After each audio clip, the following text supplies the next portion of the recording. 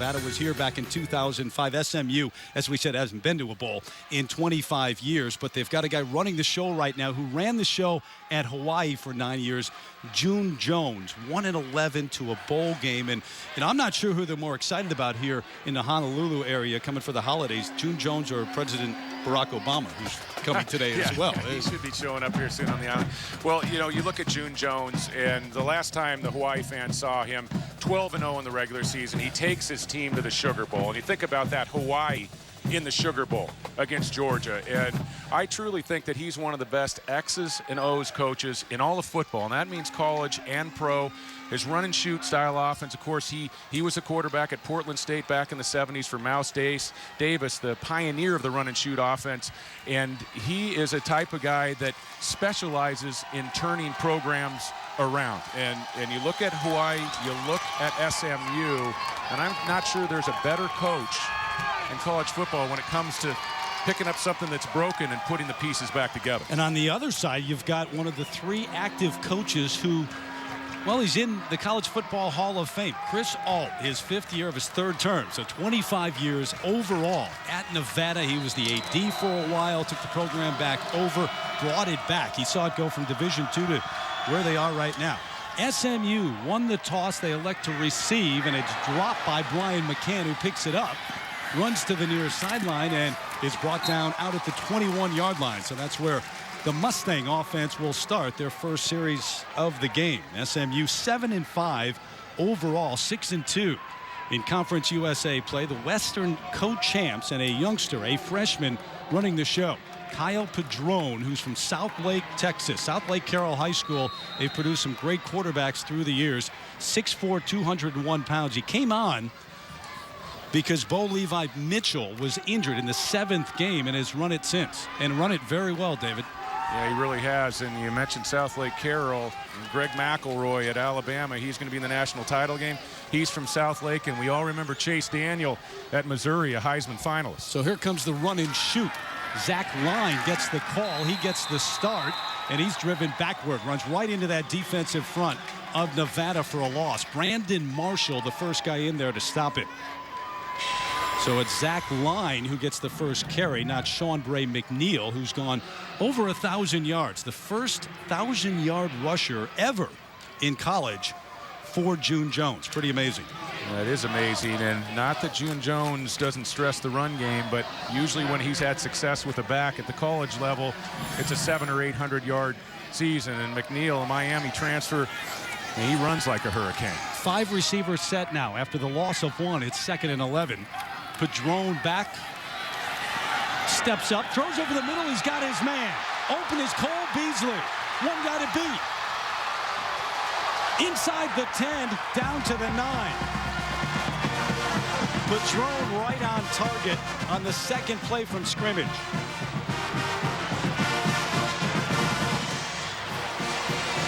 Beasley, a sophomore from Little Elm, Texas. That's his 38th catch of the year. Well, June Jones has long been a vertical advocate in the pass game.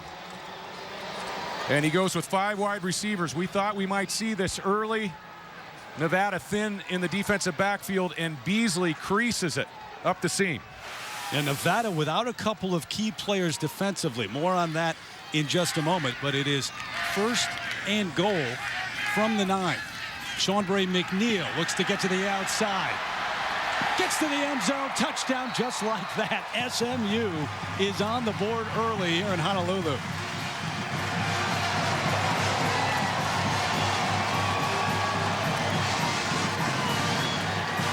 All right, so what was it that we said? This could be a game where we see a lot of points? Yeah, we thought maybe some scoring, and I think we're going to get it.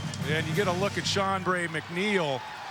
I mentioned he runs like a hurricane, and I didn't mean a proverbial hurricane. I meant a Miami hurricane. He has that type of talent. After the 71-yard pass, that was a 9-yard touchdown run. Matt Szymanski on for the extra point. 13-29. You blink your eyes, you might miss a touchdown today.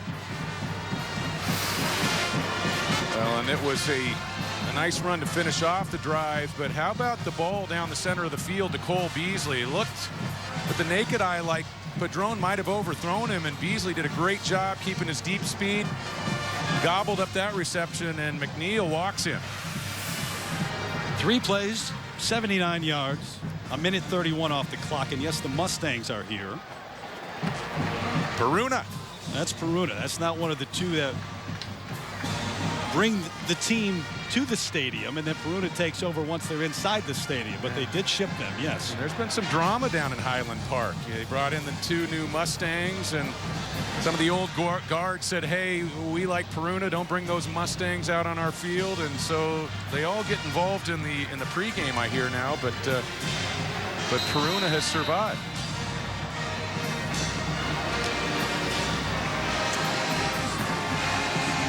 There's a Mustang. There you go. Well, they let him in this stadium. Khalid Wooten, Mike Ball back deep for the Wolfpack. It'll be Ball from the 14. Across the 30, still up. Good return out close to the 40-yard line. So a chance now for this Nevada offense to put some points on the board. There is a flag down at the 38 at the end of the play. Lan Clark, your referee today. During the return, holding, return team, number 49. 10-yard penalty from the spot of the foul. First down, Nevada.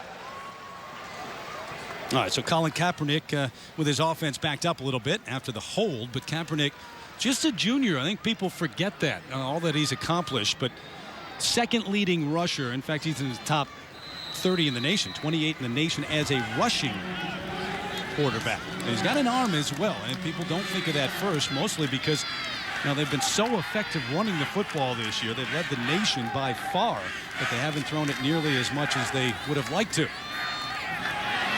Keep it on the ground and come this way. Good carry out to the 36. Lamford Mark, the sophomore from Fresno, and the 4th leading rusher this year, just under 300 yards. But remember, Lippincott and Tawa out. That'll be a major storyline for Nevada through the afternoon. Mark, along with Mike Ball, splitting the carries at the tailback spot. Virgil Green, an important part of the offense at tight end. They use 3 tight ends, and they're a big part of the blocking scheme. Gain of 7 on first down, so it's 2nd and 3 out of the pistol. Mark again, straight ahead, powers his way close to a first down. It looks like he did get it. And that'll be the storyline, offensively at least, for Nevada. Can SMU get enough strength and numbers up in the box to stop the run? Well, and it's also going to be a lot about the front 3 and how they hold up, because Nevada spreads you out. They make you play sound in terms of responsibilities. Who's going to take the quarterback, who's going to take the tailback on the zone read. And this offensive line has been terrific. The numbers have been staggering when you talk about the run game for Nevada this year. You talk about that pistol offense. The quarterback a little closer to the line of scrimmage. The back behind him. Kaepernick keeps it and gets across the 40 to the 42. Marquise Frazier, a sophomore from Garland, Texas, on the stop. Check out our impact players, brought to you by Theraflu when Nevada has the ball. Yeah, Lamford Mark, he went over the 100-yard mark against San Jose State. 475 career yards. He's gotten a lot of quality carries over the last couple of years. Brandon Wimberly, the freshman offensive player of the year in the WAC. He's the best freshman that Chris Auld has ever had at the wide receiver spot. And then Chase Kennemer, a middle linebacker, originally a walk-on, a transfer from Texas A&M as a walk-on, and he is one of the top 15 tacklers when you look at total tackles in the country. Kennemer going to law school. He's a grad student. Quick throw complete. Virgil Green, the tight end, should have a first down. He does. Across midfield into SMU territory. And Kaepernick throwing for the first time and throwing on the run. Yeah, we talked about the numbers, and they have been truly impressive, but with Colin Kaepernick, his improvement as a passer in the offseason has been pretty remarkable. He's gone from about a 50% passer to up over 60%, and he can threaten you 2 ways offensively. Ball and Mark in the game now, both tailbacks, and it's Lamford Mark who carries it inside the 45. Frazier again in on the stop.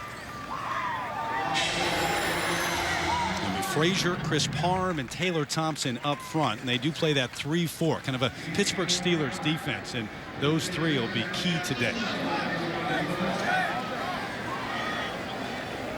And Chris Banjo wearing number 23 Jerry Levias, first African-American player in the Southwest Conference back in the 60s, an All-American. It's kind of handing that number out in honor of him. And Banjo has earned it. Lamford Mark the carry just inside the 40 as Nevada keeps it on the ground.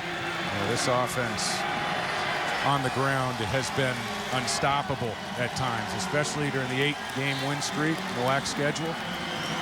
They lost their finale, Chris Ault's team, to Boise State 44-33. First time in NCAA history, 3 players on an offense all go over 1,000 yards rushing. They started the season 0-3, lost to Notre Dame, Colorado, and Missouri. Courtney Randall now in that tailback. Kaepernick keeps it, hit right at the 40 and stopped there. Rock Dennis, the strong safety, came up to make the hit. Yeah, this is in an area of the field where I wouldn't be surprised if Chris Ault lines up on 4th down and goes for it.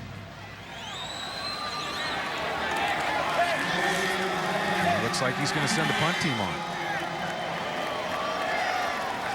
Yeah, June, you could tell he was a little hesitant too to see what they were going to do. And Kaepernick comes back up. Pull him back off. Yep, they will go for it. They had the punt team all the way out to the center of the football field, and SMU had their punt team on the field, and now they've got to burn a timeout to get the right personnel back on. Back to Honolulu in a moment.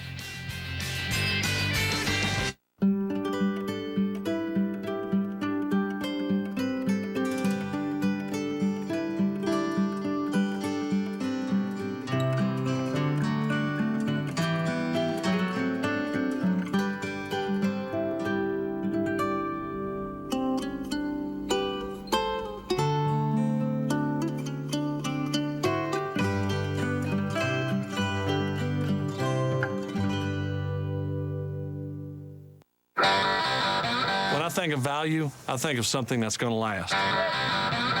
Something that's priced right. I think of Wrangler. Always have. For unbeatable comfort and value, you can count on Wrangler 5-star premium denim jeans. Built comfortable with a relaxed fit. Priced right for a great value. You can pay more, but you won't get more. Wrangler, real, comfortable jeans. Man, quitting sucks.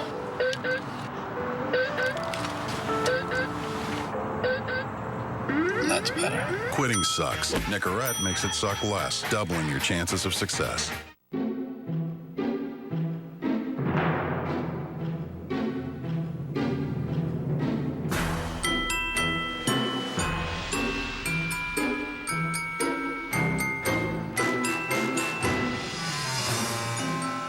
Now during the GMC holiday event, get our best offer of the year, 0% APR for 72 months. Or you can get $5,500 total cash back on select 2009 Sierras in stock. Aloha and welcome to the 2009 Sheraton Hawaii Bowl. Starwood Hotels and Resorts, the Sheraton brand, and Kiowa Hotel Corporation are proud to be the title sponsors of one of the nation's most exciting bowl games. This year we are honored to welcome the SMU Mustangs and the Nevada Wolfpack and all their loyal fans watching us here in Hawaii and from home. So please sit back and enjoy what promises to be an amazing game. We wish you and your family a happy and safe holiday season, or as we say in Hawaii, Mele Kalikimaka.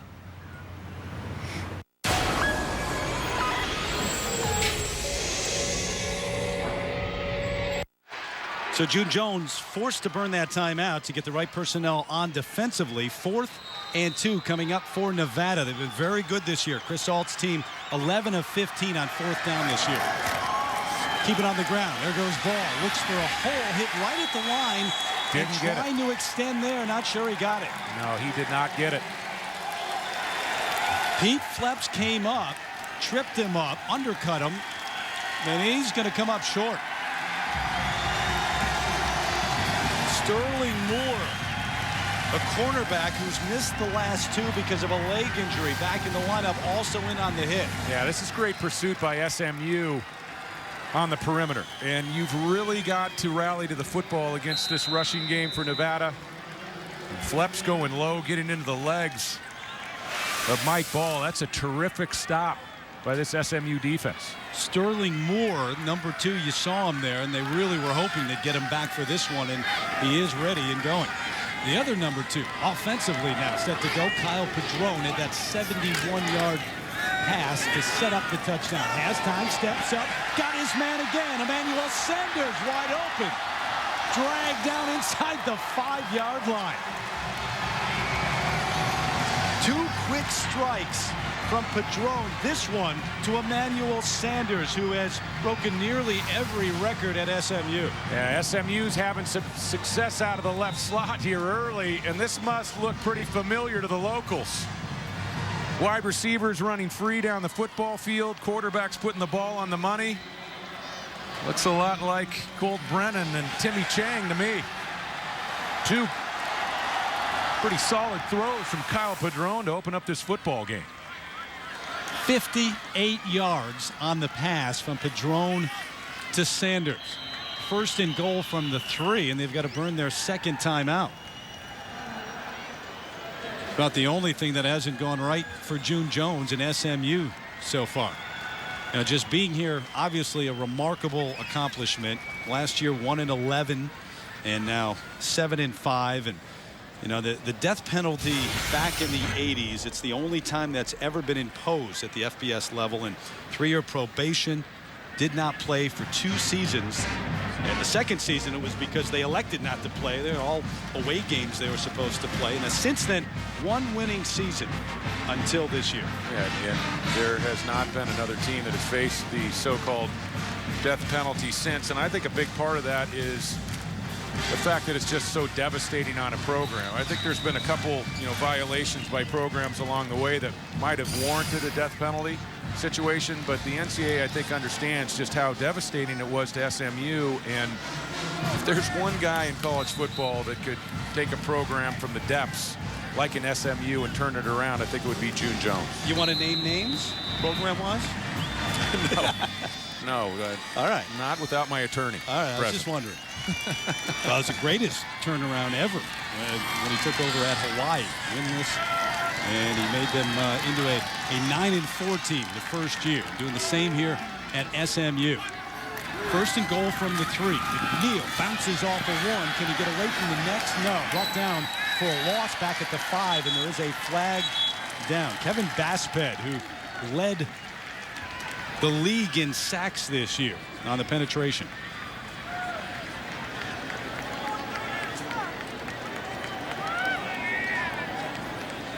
Foul. Face mask. Defense, number 8. Half the distance to the goal. First down. Marlon Johnson, the man who's flagged for the face mask. Well, and Seanbray McNeil has tremendous lateral ability. The jump cuts. And it gives you a little Barry Sanders action with his quickness. And that looks like more the collar of the jersey than the face mask on that one. And you know what? It was Jonathan Amaya. They said number 8, but Marlon Johnson was not in on that. That was Jonathan Amaya, the senior from Diamond Bar. So it's first and goal, and dancing into the end zone easily is Seanbray McNeil for his second touchdown of the afternoon. Making it look easy.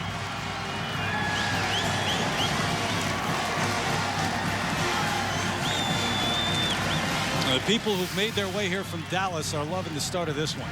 Well, and the Mustangs have looked sharp in the pass game, hitting a couple deep balls down the center of the football field. They've also been pretty impressive down on the goal line. Twice McNeil has scored easily.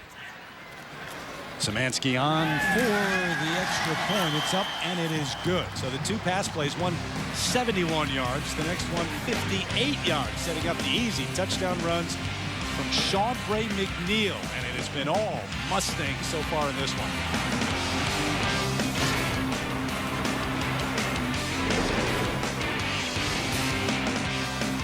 There's a ton of pepperoni. That was delivered fast. It's not delivery, and we'd like it back. Do you order one too? Can I have my pizza, please? You've reached Greg and Doug. That's not yours. If you leave your name and number... Can I have the pizza back, please?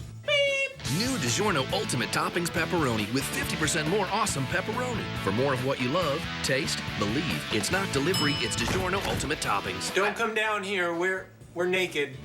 I can see you.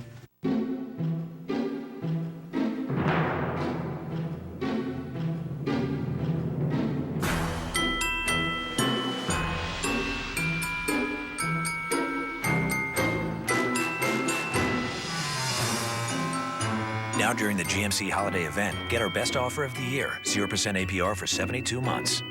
Or you can get $5,500 total cash back on select 2009 Sierras in stock.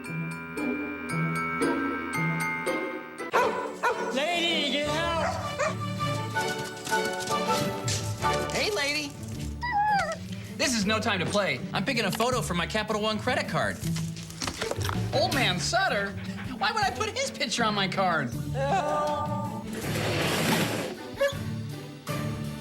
Nice drawing, but this photo's cuter. Personalize your card by uploading your own photo at CapitalOne.com. Lady, what's in your wallet? 911, what's your emergency?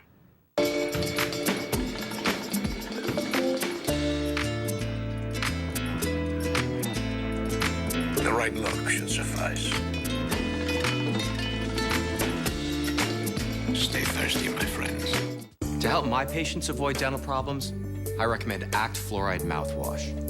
Act Restoring works with calcium to rebuild enamel, making it twice as strong. That's why dentists recommend Act Restoring Mouthwash. To avoid dental problems, act daily.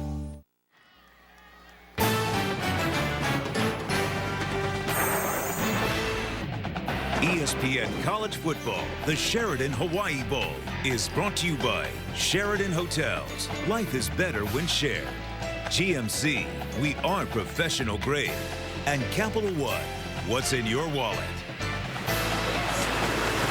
Nice reward at the end of the year coming to Honolulu. You saw Colin Kaepernick, some of the players from Nevada a couple of days ago at the water park, having much more fun on that day than they are so far today. 14-0 SMU. Minute 31 on the first drive, a minute 5 off the clock on the second drive, and 2 touchdowns. White ball back deep. Very deep. 7 yards deep. Khalid Wooten says keep it right there, take a knee. And they'll bring it out to the 20. And SMU, on offense, finding something to exploit with that Nevada defense. Well, what they're doing is they're emptying out in the backfield, and they're getting 5 receivers in the game. And remember, they can get Seanbray McNeil as a 5th wide receiver. They'll split him out, tailback splitting out wide, and he's one of the better receiving tailbacks that we see in college football. Just a freak as a pass catcher out of the backfield. And Nevada is going with 4 cornerbacks, 4 defensive backs. June Jones has found a way to match up his slot men on linebackers down the field, and he's taken advantage twice on those mismatches. He also knows he's not going to completely stop this Nevada offense today. They average over 40 points per game, top 5 in the nation. Incomplete. The intended receiver, Chris Wellington, made a break on it. Sterling Moore was there, though. So it'll bring up 2nd and 10. Nevada, the top rushing attack in the country this year, but as I say, top 5 in points and 2nd in the nation in total offense. Chris Salt would like to throw it a little bit more, though. And maybe today, without Lippincott and Tawa, and especially down 14-0, he'll have to. Brandon Wimberly in motion, they hand it off. Keep it on the ground with Lampford Mark, and a short game's going to bring up 3rd down. Pete Fleps on the stop. And there is Luke Lippincott, over 1,000 yards this year. Out with toe surgery. Already had it over 3,000 yards in his career.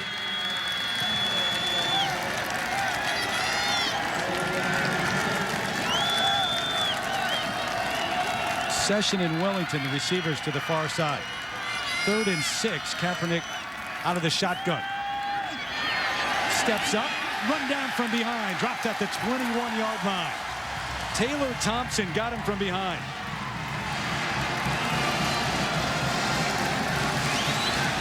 So it's not only the SMU offense that's been impressive so far.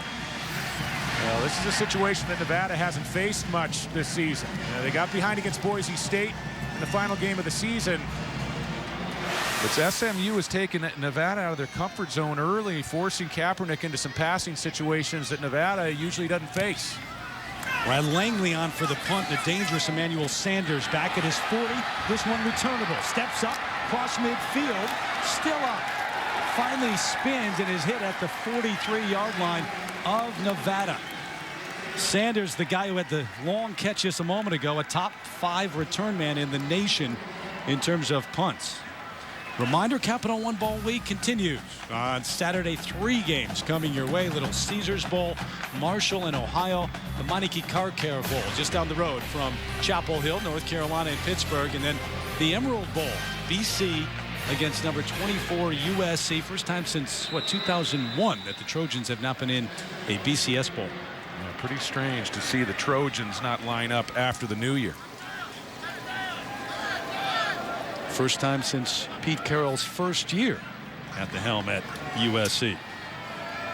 The 18-yard return from Sanders, setting it up. 1st and 10 at the 43. Quick out, quick strike, complete. At the 37, Aldrich Robinson, 3rd leading receiver on the year, the junior with the catch. Doyle Miller on the coverage.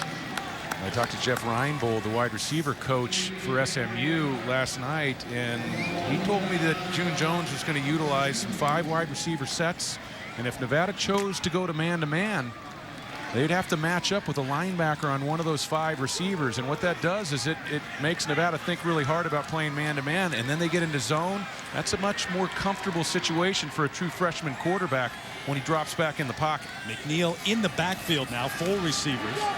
Over the middle, Padron guns it low, but it's caught. Aldrich Robinson went down low to get it. And when SMU has the football, our Theraflu impact players starting with the man who's going over 1,000 yards for the season, Chauncey McNeil. June Jones, first 1,000+ yard rusher in his college career. That's saying something. Emmanuel Sanders, 278 career catches. He's going to be a factor on the next level. He's a bona fide NFL pick. And then Dante Moak, the player of the year defensively in the WAC. So now you got that set, a 5 receiver set. McNeil, one of the receivers right now. Over the middle, Sanders couldn't hold on. Throw a little high and maybe a little hard. Let's go back to the last big pass play that set up the second touchdown, and let's take a look at how June Jones is getting people open in secondary. This is Sanders right here. He's going to release and get a matchup on Bethea, the middle linebacker. And that is not a matchup. Sanders going to run right by him, and Padron, good timing on the ball, nice accuracy, leads Sanders down the middle of the field. Yeah, maybe a misnomer calling it a matchup. He's not going to be able to cover him all day. Neal, nice catch just to save it, but that ball was almost like a jump shot. A little soft jump shot. Nate Aguiava was all over Kyle Padron, who now talks to June Jones. And pretty remarkable, Padron coming in for Bo Levi Mitchell. Mitchell going down with a shoulder injury against Houston, and first 3 starts, Padron was 3-0, and the numbers have been pretty exceptional. Over 150 pass efficiency rate. Padron to throw. One-on-one coverage, man for man, and nice catch. Robinson caught it before going out of bounds, and it'll be 1st and goal again as he beat Doyle Miller. And this is a back shoulder fade. Wow. And that is some kind of catch. It's a fade route, but it's not an over-the-top ball. Aldrich Robinson is expecting that ball on the back shoulder.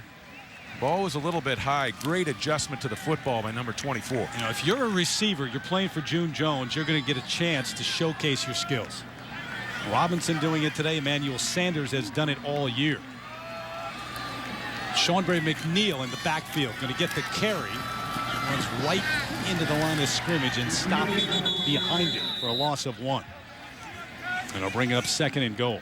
Well, McNeil played 2 years at Miami, lining up in the eye, and it was quite a transition to come and get in a shotgun offense, sit on the hip of the quarterback, and take the ball moving laterally before he gets it north and south. And it took him 4 or 5 games this season to really get comfortable in the shotgun running the ball, but he has hit stride in the second half of the season, and he really jumps off the film when you look at him over the course of the season. It's one of those guys, the more you watch him, the more you appreciate his skills. Looks for room, not going to find any.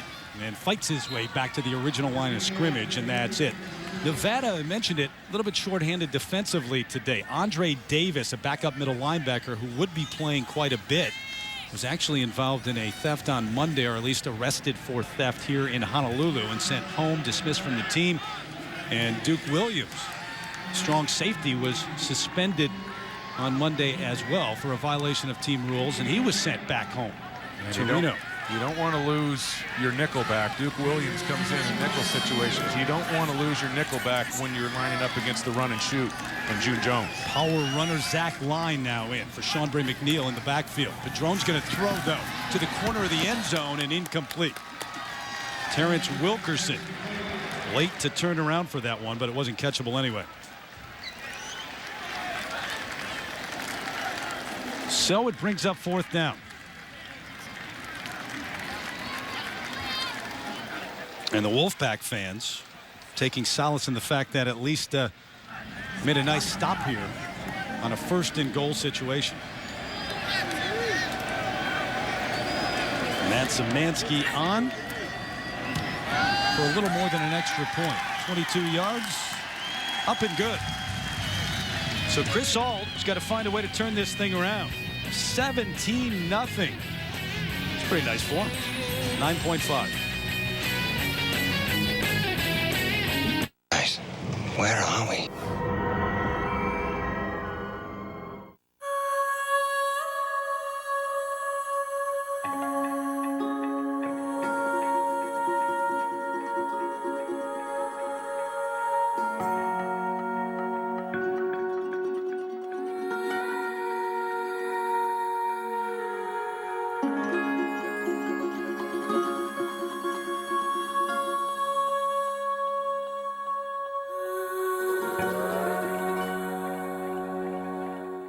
Could switching to Geico really save you 15% or more on car insurance?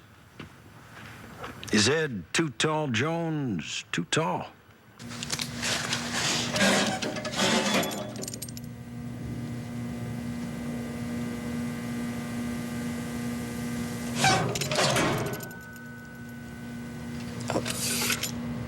I was gonna guesstimate. Geico. 15 minutes could save you 15% or more.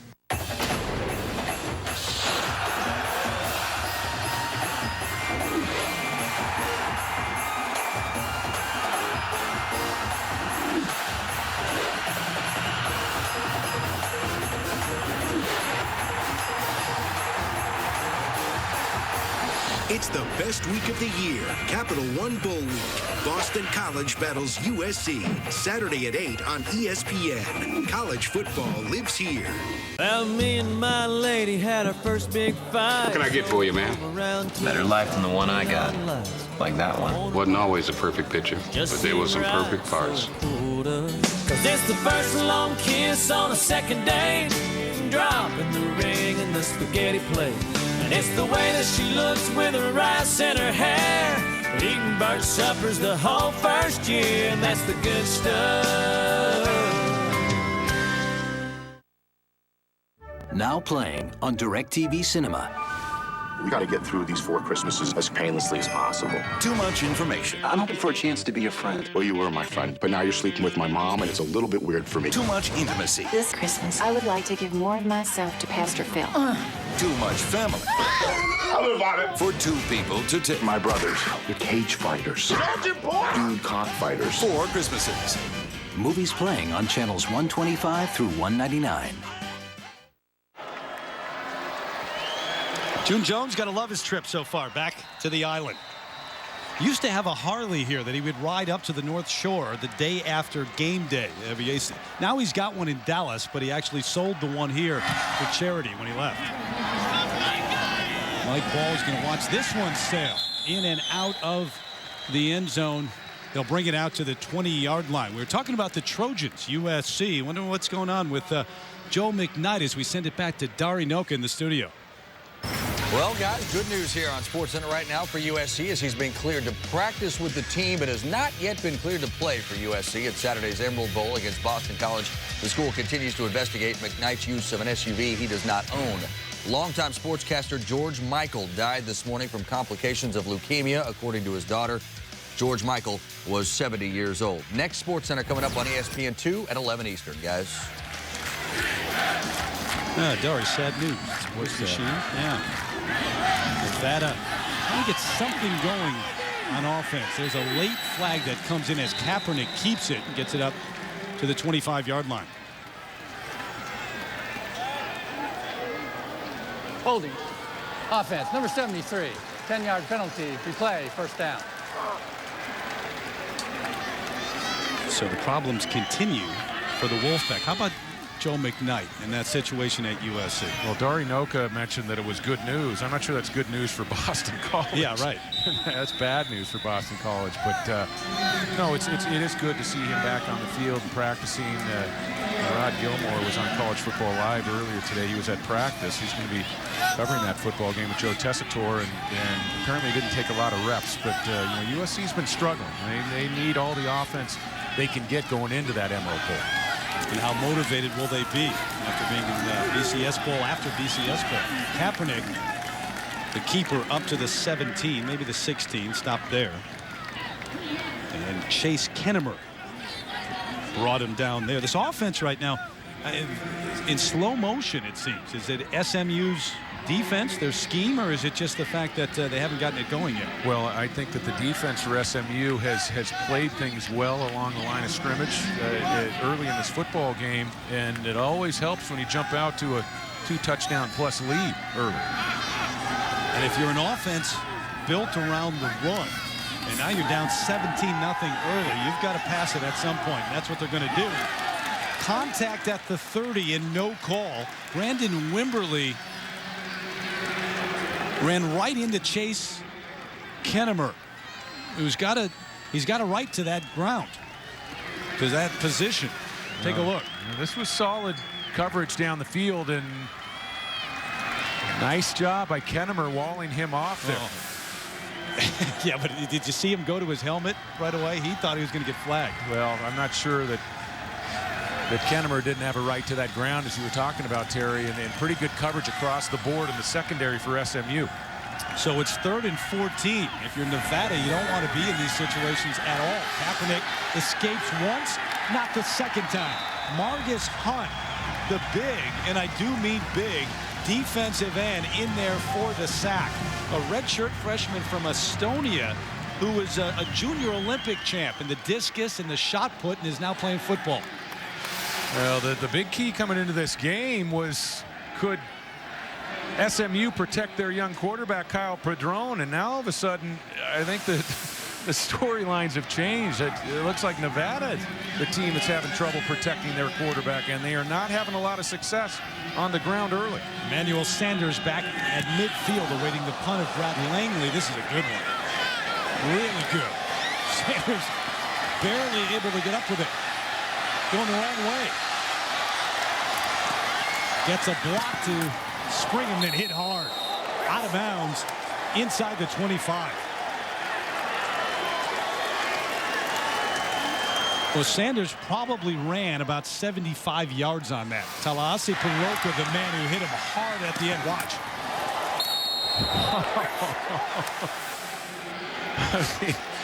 You talk about squaring up a punt returner. Tallahassee Puloka Jr., the senior from Reno, and a backup tight end. 59 yards on the punt. I don't think Puloka was real intent on wrapping him up on that play. Get the chin strap. The chin strap actually knocked loose. Maybe. Got it back on though. Sanders had a big day already. 1st and 10 just outside the 25. Haven't stopped this offense yet. He'll swing out of the backfield to McNeil. Sean Gray, a burst of speed, brings it out to the 40, and they'll move the chains again, which is getting redundant. 24 receptions on the year for McNeil, and June Jones told us about McNeil, one of the best receiving backs he's had, both at the college and the pro level, and you can see just how smooth he is as an athlete. Soft hands and a pretty nice ball from Padron. Well, how great was that news that they got just before the season that McNeil would be cleared to play by the NCAA after the transfer, not sitting out a year because of extenuating personal circumstances. His mother was sick. He's from Dallas, wanted to be back home near her, and now she's doing okay. Actually came to a game for the first time earlier today. McNeil wrapped up behind the line of scrimmage. Khalid Wooten, the redshirt freshman, making a nice stop, and that'll do it here in the first. It's been all June Jones and his homecoming back here in Hawaii. Take us out, Elvis.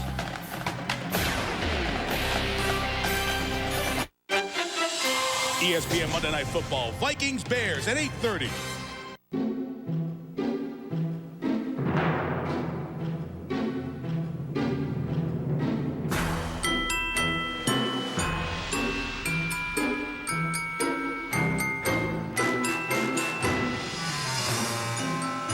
Now during the GMC holiday event, get our best offer of the year, 0% APR for 72 months. Or you can get $5,500 total cash back on select 2009 Sierras in stock.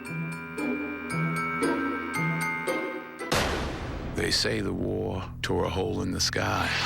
That was 30 winters ago. I've been walking ever since. Put that hand on me again, you won't get it back. I made that book. I know its power. Nobody touches it but me. It's not a book. It's a weapon. The Book of Eli. Rated R. Starts January 15th. Bet you're one of those multitaskers who wishes you could talk on the phone and surf the web at the same time. AT&T's 3G network lets you do that. Verizon's doesn't. Actually, you can talk on the phone and surf the web with Verizon, but you just need two phones to do it. Yeah, I can.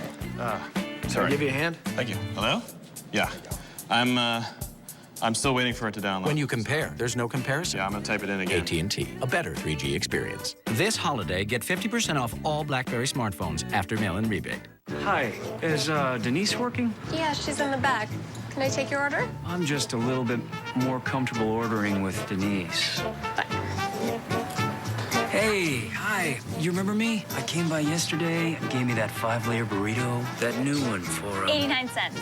Is that cool? Is that still cool? It's an inside deal for everyone. Layers of seasoned beef, cheddar cheese, and a hidden layer of nacho cheese sauce. It's Taco Bell's new beefy 5-layer burrito for just 89 cents. Why pay more? Look, I don't want to work forever. Then we need to figure this out now. Our nest egg took a real hit. What's that website your friend mentioned?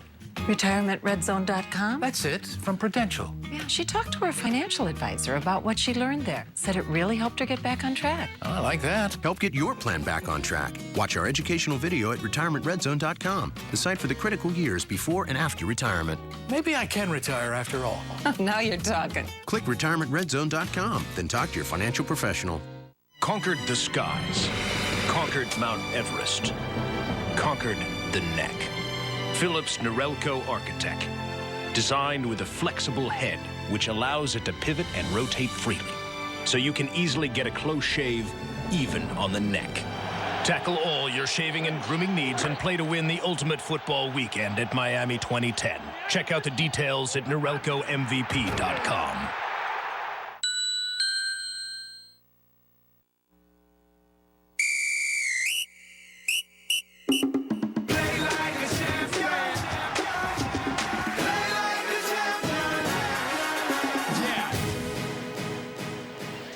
SMU, Nevada, Sheraton Hawaii Bowl, the 8th edition, 17-0 SMU. Chris Ault, for 25 years, over the course of a quarter of a century, has been the head coach, his third term, and 6th on the all-time active win list. He's got his team. They've come back 5 times this year. 2 of those times, they were down 14-0. So it's a situation where they have to do it again here in the bowl game. Padron looking for space to run in. Gets outside. Has some room. And run out at the 48-yard line. So if you are Chris Ault, what adjustments do you have to make right now? Well, I think Nevada has to start playing better on first down offensively. It's a team that lives on getting big chunks and easy second down situations. And then we take a look at Kyle Padron. If you're going to play quarterback for June Jones in this run and shoot system, you got to be able to move around, and you got to be able to help your offensive line from time to time, both with your pocket movement and pulling the football down. And I think we all remember Colt Brennan and the way that he moved around effortlessly behind the line of scrimmage. There's that 5-receiver set on 3rd and 4, looking to exploit a mismatch. Padron goes down in the backfield. Kevin Basped, who led the WAC in sacks, at 8 sacks on the year, gets another one now. And the punt team will come on. Basped just overpowers the left guard, Josh Laribas. And he takes both Laribas and Padron on the play. First punt of the day. They had 3 possessions prior to this and 3 scores. Szymanski on for the punt. Antoine Thompson is back, and Isaiah Fry swarmed under right at the 10-yard line. Good coverage, good hit. Tough spot again for the Nevada offense as they take over early in the second quarter, and we send it once again back to the studio to check in with Dari Noka. All right, guys, I'm Dari Noka with this bowl update brought to you by Flomax, and we start with this bowl update brought to you by Flomax with the New Mexico Bowl. How about what the Mountain West has done so far? It's Wyoming taking on Fresno State. Double overtime. Austin Carter Samuels, the freshman, to David Leonard for the touchdown. Cowboys win the bowl game. Mako Bowl, Las Vegas, BYU, Oregon State. Cougars up 23-7. Max Hall to brother-in-law Dennis Pitta. Cougars beat a Pac-10 team. How about a Mountain West team beating a Pac-10 team again? How about Utah knocking off Cal in the San Diego County Credit Union Poinsettia Bowl? Utah's won 9 straight bowl games.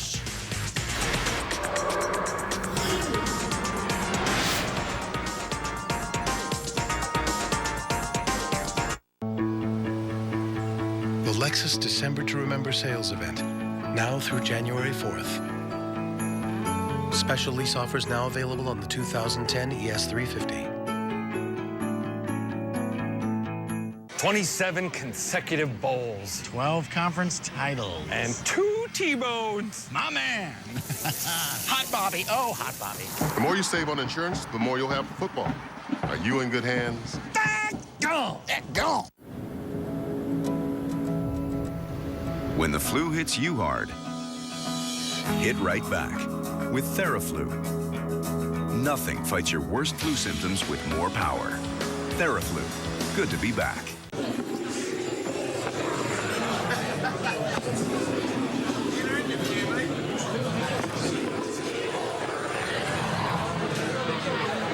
Hey, cheers.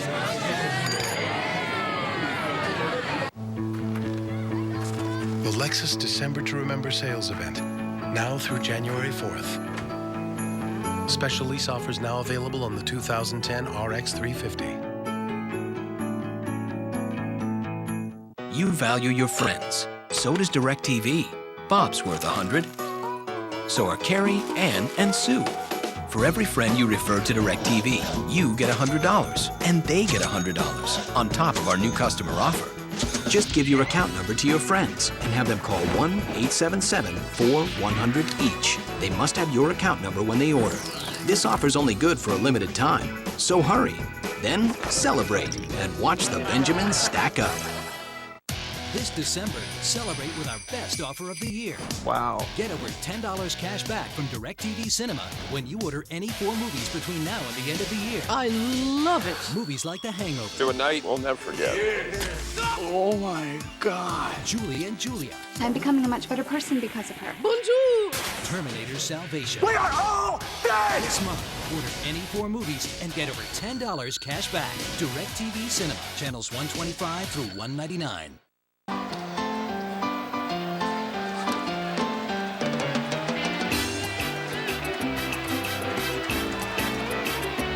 Good look at Molokai by Lanai and Maui. We're on Oahu, of course, here in Honolulu, the 8th edition of the Sheraton Hawaii Bowl. And Nevada Down 17-0. Terry Gannon, David Norrie. Wolfpack keeping it on the ground, which they like to do. Tough yards, ahead for about 3. You know, you got the update in the studio a moment ago. Craig Thompson's got to be throwing a party at this point in the Mountain West. Yeah, well, we did that New Mexico Bowl last week, and of course Wyoming, what a double overtime win in that game against Fresno State.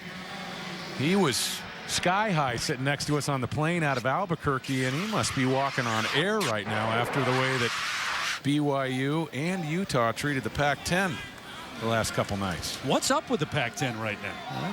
One of the better leagues in college football, I think, right up there with the SEC, but they are not playing well in the early bowl season. Kaepernick, sleight of hand. Nice fake, gets the outside, around the edge, close to a first down, but maybe just short of it. You know, you get an example of why he was their second leading rusher on the season, one of the top in the country.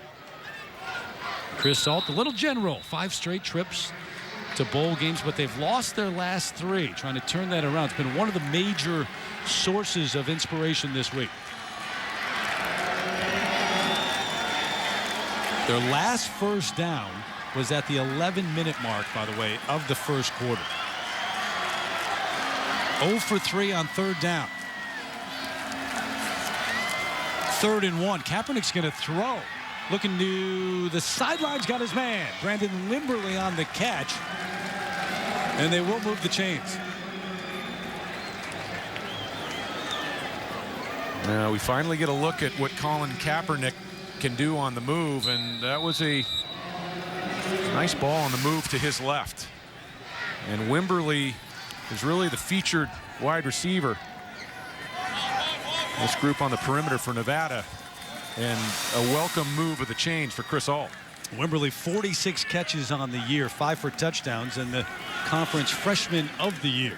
Courtney Randall on the carry, junior for California, who averages almost 8 yards per carry. Look at their average, and it's amazing overall. Kaepernick and Mike Ball, who averages over 10 yards a carry. As a team, 7.5 yards per carry, and over 362 yards per game, tops in college football. We'll look at Luke Lippincott on the sideline. Mark coming this way, delivers the hit as he goes out of bounds up at the 45. So they move the chains again. You start to get an idea of this offense now as it moves a couple of times, and it's been a while in this one. Mark and Ball give you an injection of speed, but you still lose a lot without Lippincott and Tawa. And Lippincott and Tawa combined this year for 210 yards per game. And you talk about losing some production. And Lippincott over 3,000 yards in his career, and Tawa almost 3,000 yards. Mark ahead for 2 along the left side. Chase Kennemer on the stop. And these are 2 tailbacks that have both led the WAC in rushing. Lippincott back in 2007, and Tawa. You know, when you look at Tawa running the football, I'm not sure there's a guy that hits the ball quicker and with more urgency between the tackles than Tawa. Not a big speed guy, maybe about a 4.55, 4.6 guy, but he splits it so quickly that he's always a threat on the big runs. And as comes on the blitz, Kaepernick sidesteps him, throws on the run. Wimberly high into the air and incomplete. Sterling Moore on the coverage. It's nice for SMU to have Sterling Moore back. A pretty serious injury in the UTEP game. A knee injury, and I'm really surprised he's back. But watch the way he gets his eyes back to the quarterback. It's a pretty nice throw from Kaepernick. Taking a shot down the field. Trying to lay the ball on Wimberly, and Moore did a great job of getting his eyes back to the football and making a play. So it brings up 3rd and 8 for Kaepernick in the Wolfpack offense. And he'll burn a timeout, come to the sideline and talk to Chris Ault. That's their first here in the first half. So come back and it'll be 3rd and 8. All season long, David Norrie's been taking us on his musical journey in the cities or college towns, taking a look at a musician, a band making an impact in that town. We go out in style here in Honolulu in just a moment.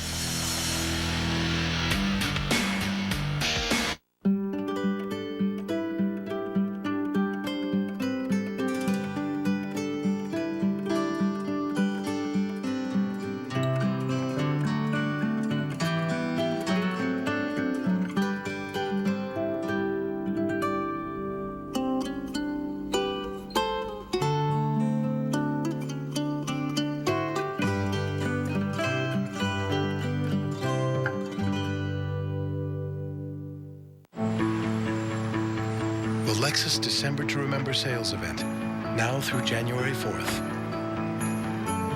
Special lease offers now available on the 2010 IS250. They're running the Men's Room Marathon. With lots of guys going over and over. And here's the dash to the men's room with lots of guys going urgently. And then there's the night game. Waking up to go. These guys should be in a race to see their doctors. Right. Those could be urinary symptoms due to BPH and enlarged prostate. But for many guys, prescription Flomax reduces their urinary symptoms due to BPH in 1 week. Only your doctor can tell if you have BPH, not a more serious condition like prostate cancer. When taking Flomax, avoid driving or hazardous tasks until you know how Flomax will affect you, as a sudden drop in blood pressure may occur, rarely resulting in fainting. Tell your doctor about all medications you take. If considering cataract surgery, tell your eye surgeon you've taken Flomax. Common side effects are runny nose, dizziness, and decrease in semen. Ask your doctor if Flomax is right for you. Call 877-4FLOMAX to see if you qualify for up to $40 off new or refill prescriptions. For many men, Flomax can make a difference in 1 week. The Lexus December to Remember sales event, now through January 4th. Special lease offers now available on the 2010 ES350.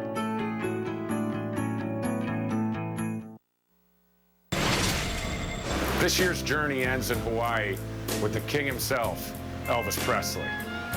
From the time he first arrived in 1957 through the end of his unprecedented career, Elvis shared a love affair with the islands. Through his personal visits, his concerts, and his feature films. The highlight would take place on January 14th, 1973. Aloha from Hawaii was the first musical performance ever transmitted live via satellite. It was beamed across the world to more than 1 billion viewers. More viewers than the Apollo 11 landing on the moon. And while it's been more than 35 years since that landmark event right here in Honolulu, Aloha from Hawaii remains the most watched broadcast by an entertainer in television history.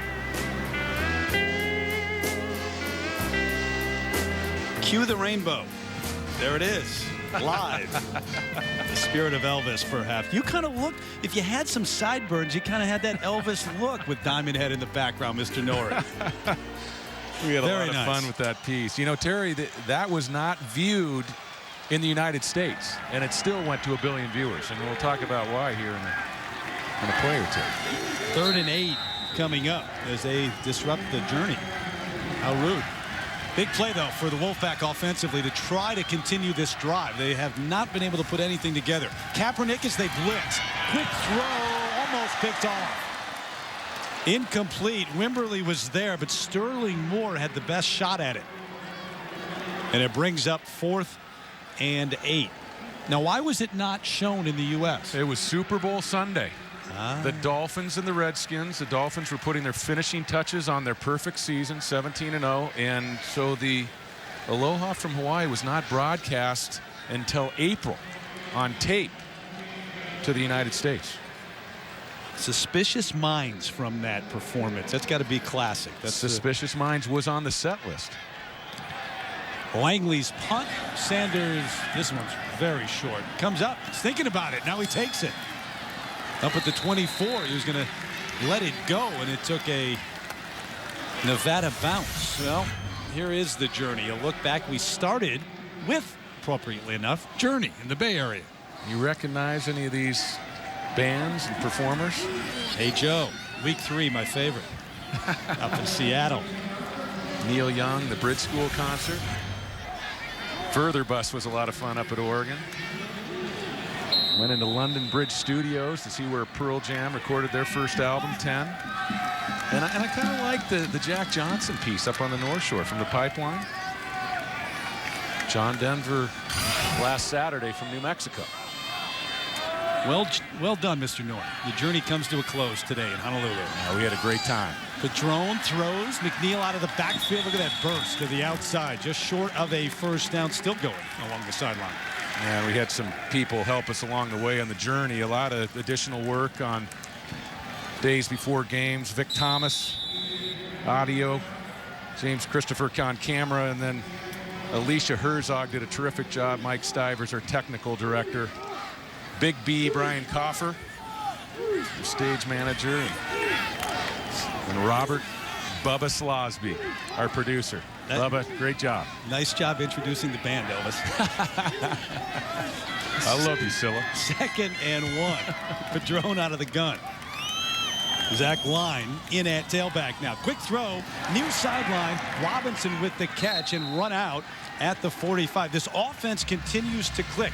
You had the 2 quick strikes early, and then, you know, David, as a defense, you're back on your heels at that point. Well, in Nevada on defense, their job was to get Padron uncomfortable in the pocket. And you look at June Jones and you look at his true freshmen, and they look anything but uncomfortable at this point. I mean, how many times do you see June Jones just walking very calmly, almost clinical on the sidelines, and Padron is in rhythm?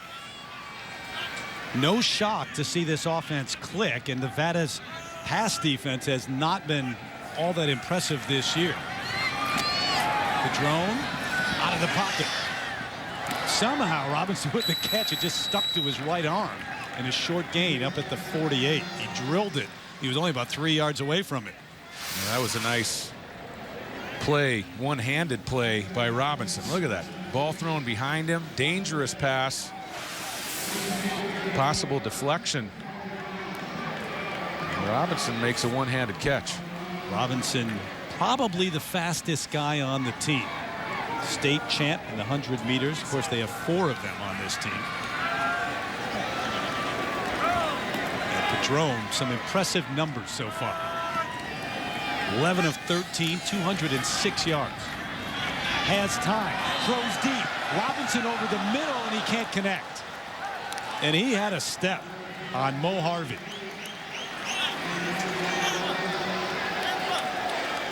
Padron would love to get that one back. A great passing offenses always have receivers running deep, always getting through the secondary and threatening a defense vertically. And what that does, and June knows this, June Jones knows this very well from his times playing quarterback all the way through his career as a head coach. It doesn't allow a defense to lean on you on offense, and it keeps the secondary playing up near the line of scrimmage. SMU doing a nice job of running receivers deep. 5 receivers on 3rd and 7. He has his pick. He has his man. He has a first down. Cole Beasley who had that long 71-yard catch to set up the first touchdown. They'll move the chains. June Jones has always done a good job of converting players to wide receivers, good athletes. Cole Beasley, a former high school quarterback. Look at Terrence Wilkerson, another wideout on this team. He played quarterback in high school. And Terry, we remember Hawaii, guys like Devon Bess and Ryan Grice Mullen. A couple very successful slot guys that played other positions before June Jones moved them to wideout. Making you think right now that 2007, 2018, Cole Brennan and all those targets. McNeil can't get away from the tackler. Isaiah Fry made a nice stop. Well, 2007 was the perfect regular season, 12-0, and when June Jones took his Hawaii team down to the Sugar Bowl, they lost pretty convincingly to Georgia, but a season the likes that have never been seen here in Hawaii. People forget about the season before, Terry.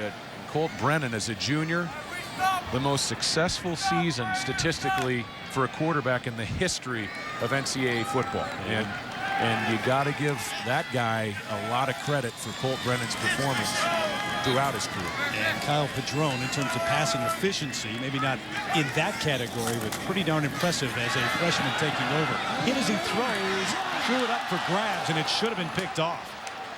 Jonathan Amaya had it and just saw it go right through his hands.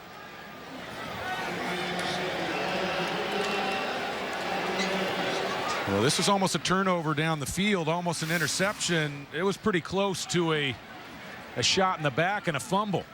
Padron very lucky to get that ball off. Kalen Burnett coming free off the edge on the right side. Burnett, whose brother starts for the Chargers. Kevin. And they expect him to be a star for this Nevada defense. 3rd and 9. McNeil will shovel pass to him. Schoenbrink shaking, dancing, has a first down, brought down inside the 20. James Michael Johnson ran him down from behind. Well, and this is a shovel pass in tight quarters. It looks like McNeil is hemmed in. That's a nice play by Padron to put it on his back shoulder, and then the finish on the run was pretty convincing by McNeil. Pretty physical back for a smaller back. And a gain of 15 again, this time on 3rd and 9. The prior situation was 3rd and 7. They picked up 15. So it's 1st and 10. McNeil knifes his way through for a gain of about 2. Well, you hear so much over the years about the run and shoot and the 45, 50 attempts per game. Of course, Mouse Davis, the architect, the pioneer. He coached June Jones at Portland State. Mouse Davis developed that offense back in the late 60s, early 70s. And, you know, it's a real misnomer, Terry. Running has always been a big part of this offense, and it's been mainly the draw play and the trap play. We talked about the big junior and senior seasons for Colt Brennan. A couple very productive backs in the backfield at Hawaii in those 2 years. June Jones quick to give the credit to Mouse Davis for creating that. Sanders the catch, beats one, sidesteps another, brought down in the end zone. Touchdown.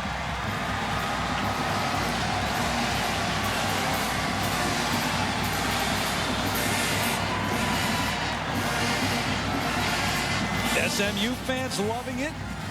Hawaii fans apparently loving it.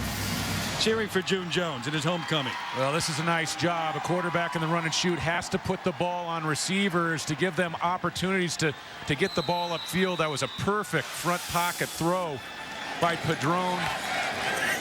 And a nice job by Sanders to do the rest.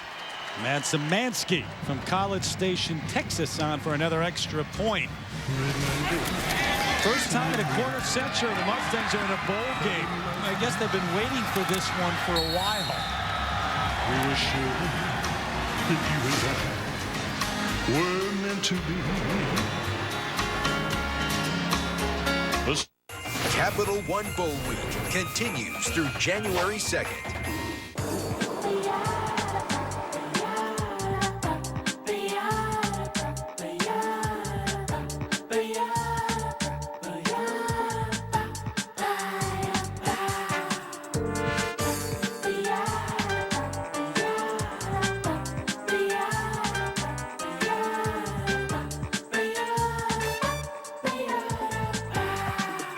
Telcom Yellow Pages. Find it easy, find it here. A Monday night battle from the black and blue division, coach. It's time to pound a rock. Intense NFC North rivals meet for a Monday night slugfest. Brett Favre and the Vikings are fighting for prime playoff position. But Jay Cutler and the Bears will be on the prowl for an upset. Can the division champs get back on track, or will Chicago bear down for a Windy City win? ESPN Monday Night Football, Vikings-Bears at 8:30. Hi, Jimmy Football here. Do you ever have trouble putting on a condiment? I know I do. Introducing the Bud Light 3-in-1 condiment gun. Ketchup, mustard, relish, all at once. What? I hate fumbling around for condiments. Thanks, Bud Light. Awesome. Because it's tailgate approved. Now playing on DirecTV Cinema. It's time. We have never faced a threat like this. A team is being assembled. We are the best in the world. I want in. Mission is a go. Here they come. When all else fails, we don't. G.I. Joe. Movies playing on channels 125 through 199.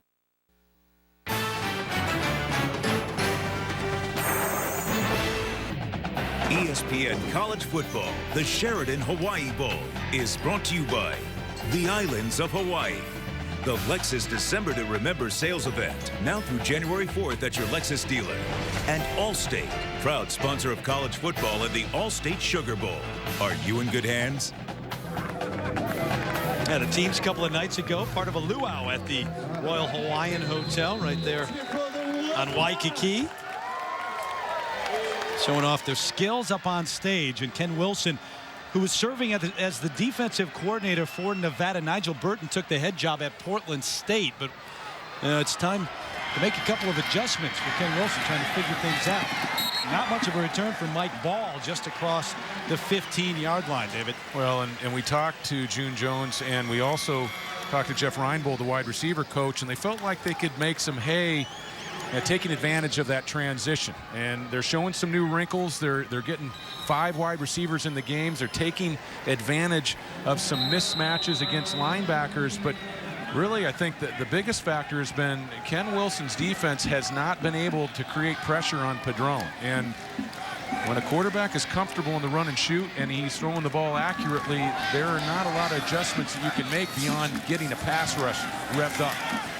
Lamford Mark carries it across the 20, but the offense hasn't exactly held its own either for Nevada.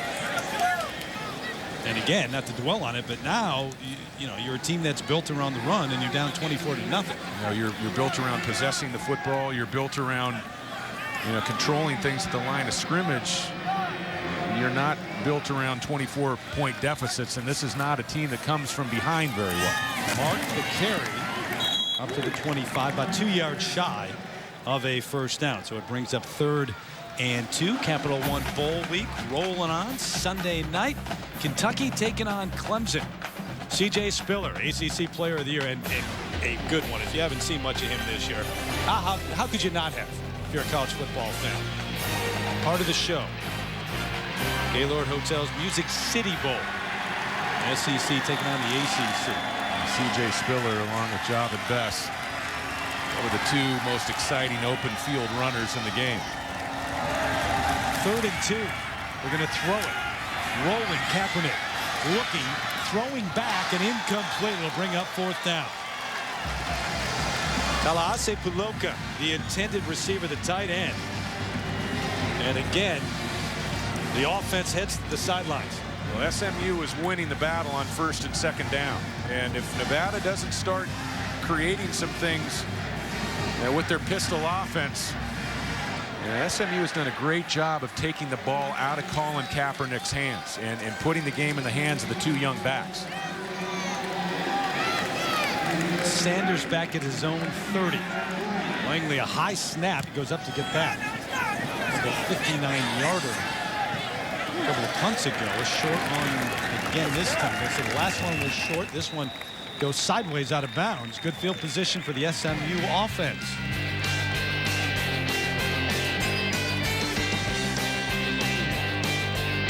I said, how'd you like the show? She said I was very amused. I started throwing bass, she started throwing back mid-range. But when I sprung the question, she acted kind of strange. I called her room, I got picked up again. I called her in, I said, yo, who is that? Oh, he's just a friend. Give me that. Don't even give me that. Oh, baby, you got what I need. But you say he's just a friend. But you say he's just... The Lexus December to Remember sales event, now through January 4th. Special lease offers now available on the 2010 RX 350. Anybody ever had skunky beer? Clear and green bottles let in light, which can turn traditionally brewed beers skunky. Brown bottles protect better. Every Samuel Adams comes in a brown bottle, and we use tire 6-packs to protect it from the light. We put so much care into brewing the beer that we want to protect it. To help my patients avoid dental problems, I recommend Act Fluoride Mouthwash. Act Restoring works with calcium to rebuild enamel, making it twice as strong. That's why dentists recommend Act Restoring Mouthwash. To avoid dental problems, Act Daily.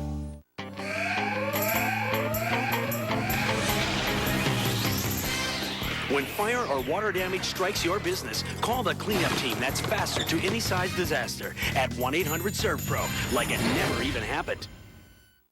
Man, that looks unbelievable. I've been wanting one of these since when can mountains float? Celebrate a burger like no other with a movie like no other.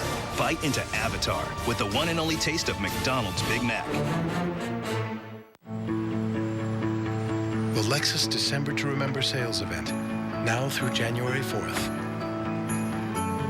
Special lease offers now available on the 2010 IS250.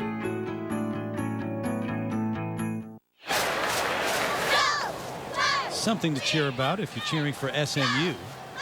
24-0 over Nevada. A shocker right now. Yeah, it's pretty startling. 24-0. I don't think people would be surprised if it was the other way around. And how about Padrone's day? Going to throw again. Near sideline. Connects again. Robinson again. Out of bounds. Inside Nevada territory at the 47. Nearly perfect today. Kyle Padrone, the freshman. Yeah, he has been sensational, and he's on pace to break some records in this game, a game that has seen a lot of offense over the years. 16 for 20. He's already over the 250-yard mark, and he doesn't even look like he's broken a sweat yet. It really doesn't. They've made it look easy. He's had his pick of receivers. Missed one, which may have been a touchdown to Robinson. Had him open deep. It's 1st and 10 again. No pressure on him at all. Throws. Sanders caught. Hit hard. Holds on. At the 30-yard line, Emmanuel Sanders. Good hands, and he hauled it in. Took the hit from Mo Harvey. Well, this is arm talent. And it's going to be a corner route over the top of the cornerback and underneath the safety, and watch the adjustment by the ball. On the ball by Sanders, and he takes a big-time lick. But Padrone, I mean, he put that ball there with some velocity. He got the ball on number 17 in a hurry. What a game thus far by this true freshman. And Sanders having a big day as well. Man, who had 91 catches on the year. Padrone just flips it out up to the first row. That came sidearm.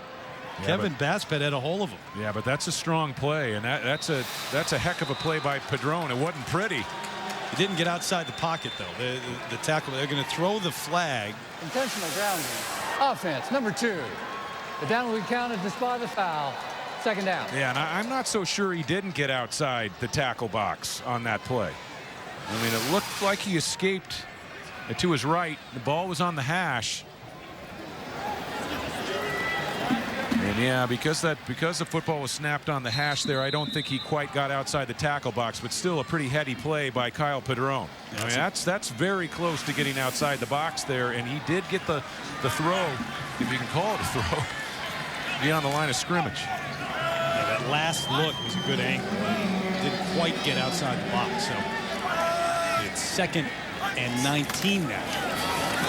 Seanbray McNeil, patient, bounces outside, got a block inside the 30 to the 27. And, you know, you talked about it. I mean, the more you watch this guy on tape, you realize, because the run and shoot, even though there is run along with the run and shoot, it's kind of known as a receiver offense and all the adjustments the receivers make.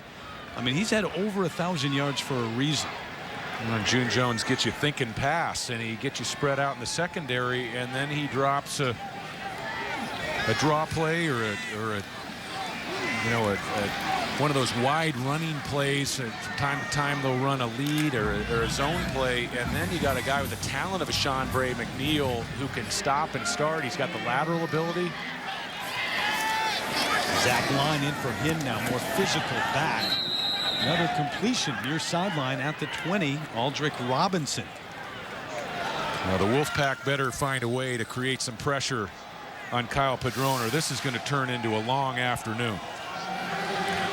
And it's already been a long first half for the Wolfpack. This is a stunner. It was just shy of that first down marker, so they will go for it on 4th and 1.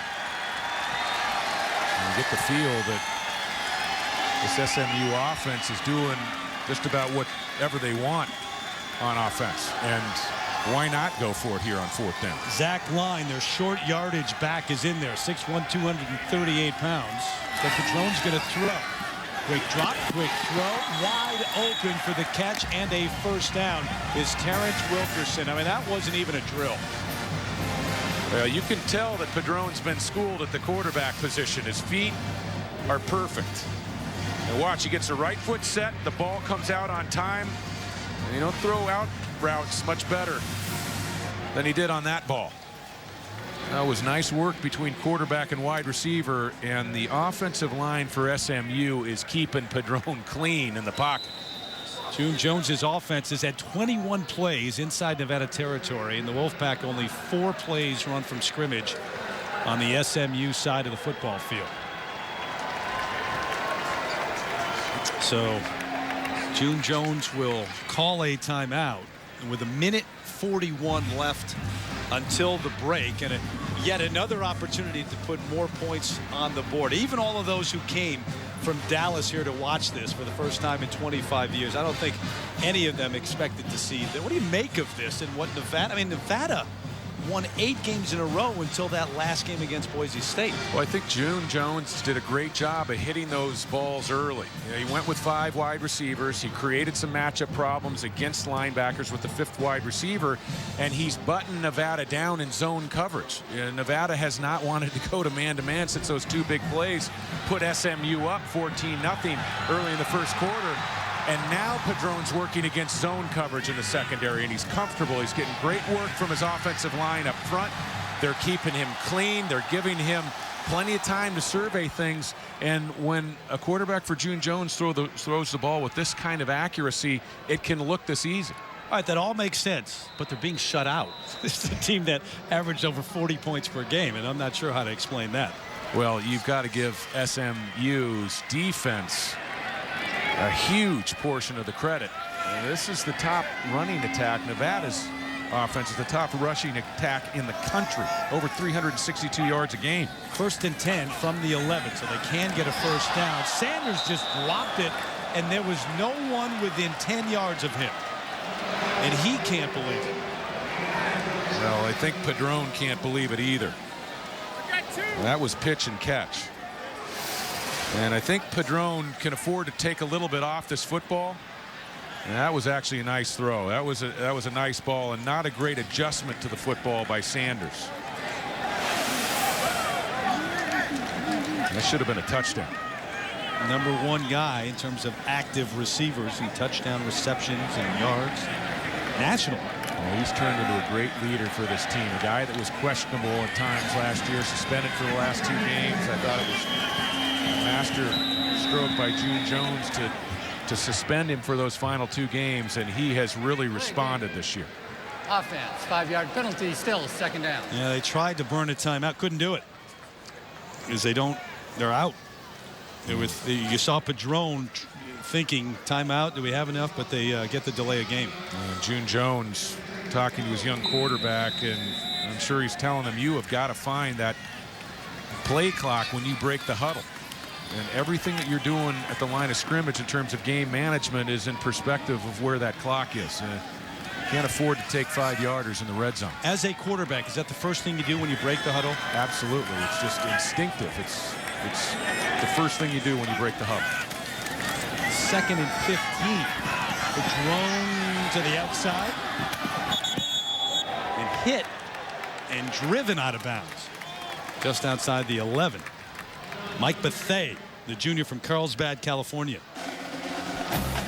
Little Caesars Bowl, Marshall, Ohio.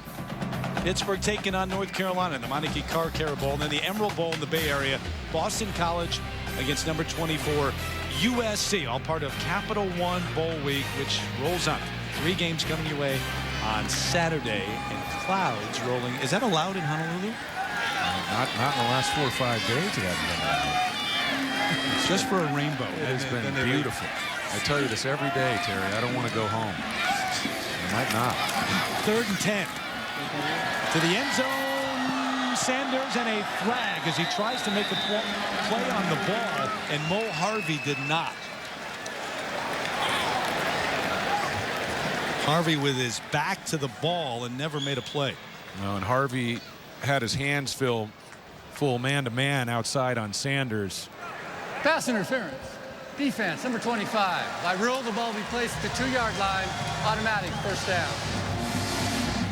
SMU's doing a great job of creating some matchups and getting wide receivers open in the secondary.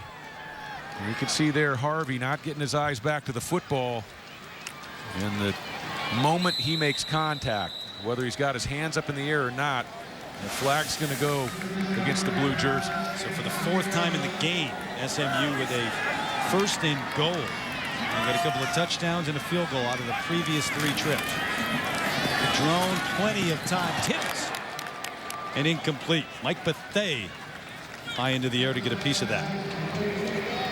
Well, I used to walk down the hill. I grew up in Portland, Oregon, Terry, and I used to walk down the hill and watch Mouse Davis coach June Jones. June Jones would be playing quarterback at Civic Stadium in Portland, Oregon, and then Neil Lomax followed June Jones. And I remember them just making it look easy, effortless in the pocket, and never facing a lot of pressure. You know, their offense spreading the defense out, and that's what we're seeing in this game. Padron, even though he forced the ball on that last play, he just is having all the time in the world to count the house. 2nd and goal under center. Play action. Rolling. He can run if he wants. No, he's going to throw it. Makes a good decision. Touchdown, SMU. Cole Beasley with the catch.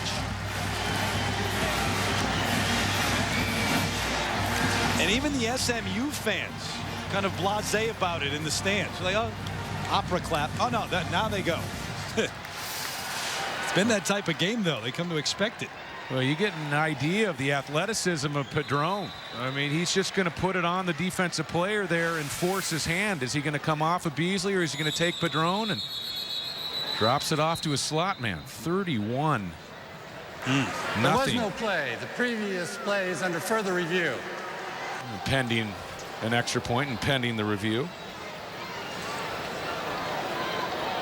This is one of the more shocking scores I've seen in the first half of a bowl game in maybe a decade or two. So they're taking a look at that left foot. No, he's in.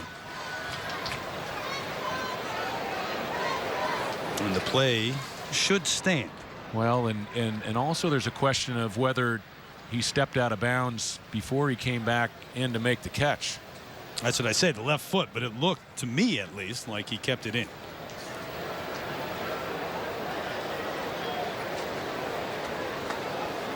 Right there is where he would have stepped out, and that. Yeah, and on the catch, it appeared that he did have his foot in, but prior, when he was working the sideline, you know, right here before the ball arrives, did he step out of bounds? Before he got that left foot reestablished inside the sideline in the end zone. Nothing that we have seen is indisputable and would reverse the call, and that official, normally the hat comes out and makes a mark when he steps out, and he did not do it. Yeah, the official was all over the call. Good position. I mean, this has been an absolute clinic by SMU on offense.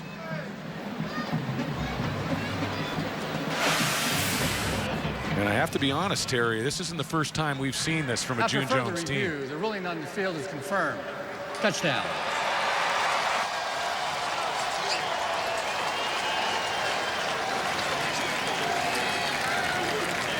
So we will now see the extra point. And Matt Szymanski trying to make it 31-0. Yeah, you're right in what you say, but I don't know many who expected anything close to this today. So it is 31-0 on Christmas Eve in Honolulu. June Jones and the SMU Mustangs. The freshman quarterback leading the way.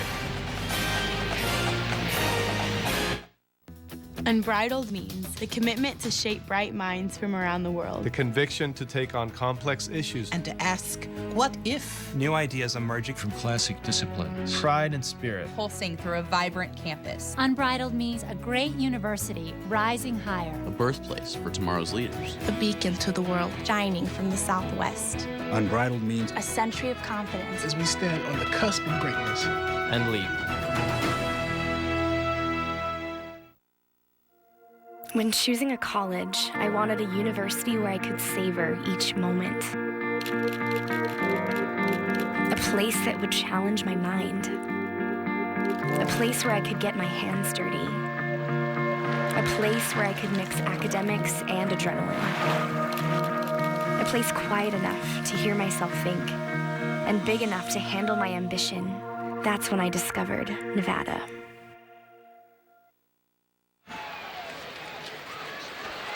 You know, a moment ago, we had a shot of the SMU fans who were not reacting all that vociferously to the touchdown catch. And I said, maybe a little blasé. They've come after 25 years. What, am I kidding me? I mean, that's you're kidding you? I'm kidding me. What, are you kidding me? I mean, June Jones bringing this program back. A lot of people. He said it. He said the biggest thing was, I saw tears in the eyes of old men. And we accepted that bid. Mike Ball bringing it back out to the 35. Good return just before the break as we send it back to the studio once again to Darinoka.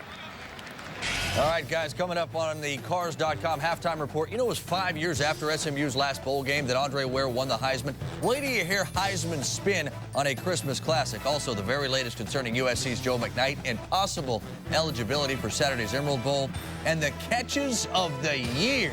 We've seen some pretty good ones tonight, but wait till you see the catches of the year. Trevor Maddich joins me at the half, guys. Plays at 10. Darcy in just a few moments. Colin Kaepernick trying to get something going right before the break. Nevada has yet to have a play longer than 10 yards. SMU is at 12 of those variety of plays, and Kaepernick throws it away. Margus Hunt in there to pressure him. Well, I'm not sure what is more shocking, Terry Gannon, SMU scoring 31 points on Nevada in the first half, or SMU shutting out Nevada in the first half. And there's Tom Mason. Now, this is an offense that in 9 games in the WAC conference averaged over 50 points a game, and they're being shut out. Tom Mason, by the way, played for Chris Hall and was an assistant at Nevada. Swing pass to Lamford Mark, nothing doing, even though he was there and made the catch. But this offense has been absolutely shut down. Well, we talked to Chris Alt during the week. He said, hey, you know, we're looking forward to seeing these young running backs. We're still going to operate as an effective offense, but I think it's safe to say that they are really missing Mr. Tawa, especially in this game. Tawa, Luke Lippincott, 2,000-yard rushers. If you weren't with us and don't know the story, they're out. Tawa because of academics, Lippincott because of a toe injury. This one's complete. Chris Wellington is drilled, but he hangs on. The junior from Woodland Hills, California, hit hard by Chris Banjo, but they'll move the chains. Yeah, this was a dangerous throw, but a good throw. Nevada with 2 wide receivers in the same area of the field. And Colin Kaepernick is equally effective rolling to his right or his left, throwing the football. That was a pretty nice ball on the move. Gain of 19, the longest play from scrimmage today. Kaepernick steps up, had time initially. Kennemer flushes him out of the pocket, takes precious seconds off the clock, though, and that might do it. And it does, as the teams will head to the locker room. So Kaepernick not able to find anyone open downfield. Chris Hall, College Football Hall of Famer. 5 straight years to a bowl, but they're struggling again. They've lost their last 3, and SMU and June Jones dominating during the first half. We'll see if he got out of bounds before the clock ran out, David. Well, this is one of Kaepernick's fortes. 2 straight years over 1,000 yards at the quarterback position, and I think Nevada was due another play. Should have gotten one more play, huh? But they won't. It is 31-0. Shocking. SMU over Nevada as we send it to Dari Noka for the Cars.com halftime report.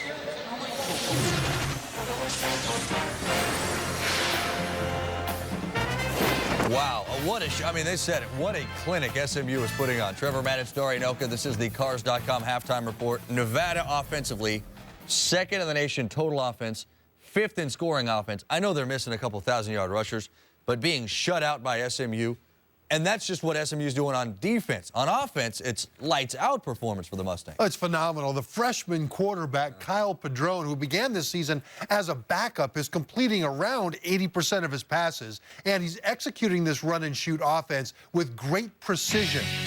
His last touchdown is an example. Look at his command of the field.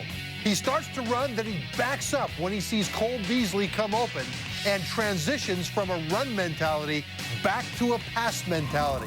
That's a quarterback who understands not only what he's being asked to do with the offense, but understands what the defense is doing to him, and he's interacting with the defense. It's phenomenal.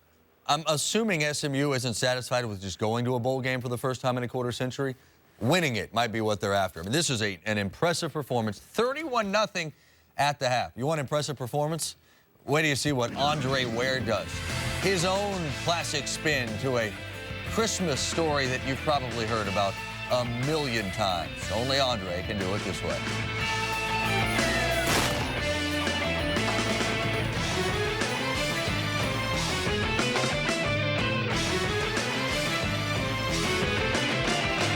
If you've had a heart attack caused by a completely blocked artery, another heart attack could be lurking, waiting to strike.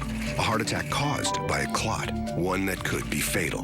But Plavix helps save lives. Plavix, taken with other heart medicines, goes beyond what other heart medicines do alone to provide greater protection against heart attack or stroke and even death by helping to keep blood platelets from sticking together and forming clots.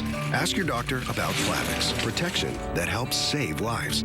People with stomach ulcers or other conditions that cause bleeding should not use Plavix. Taking Plavix alone or with some other medicines, including aspirin, may increase bleeding risk, so tell your doctor when planning surgery. Certain genetic factors in some medicines, such as Prilosec, may affect how Plavix works. Tell your doctor all the medicines you take, including aspirin, especially if you've had a stroke. If fever, unexplained weakness, or confusion develops, tell your doctor promptly. These may be signs of TTP, a rare but potentially life-threatening condition reported sometimes less than 2 weeks after starting Plavix. Other rare but serious side effects may occur.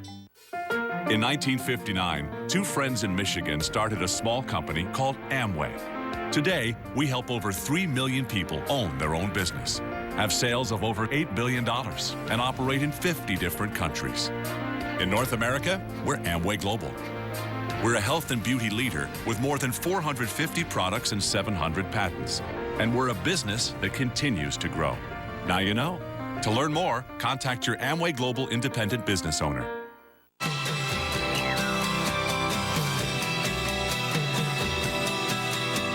To pursue the life you want, you need a financial advocate who knows where you want to go.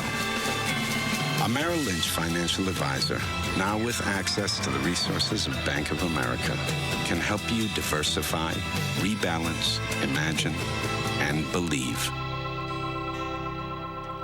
Merrill Lynch Wealth Management. Hope I don't miss work this Christmas. Yeah, how will you pay for things like food, electricity? Dental bills. Gadzooks! You need a backup plan. That's why we have Aflac. So I'll have cash to help pay bills. Right, but what if you're still not better by Christmas? Aflac, we've got you under our wing. Rudolph's better, but now Blitzen's sick. This halftime report is presented by Cars.com, where confidence comes standard.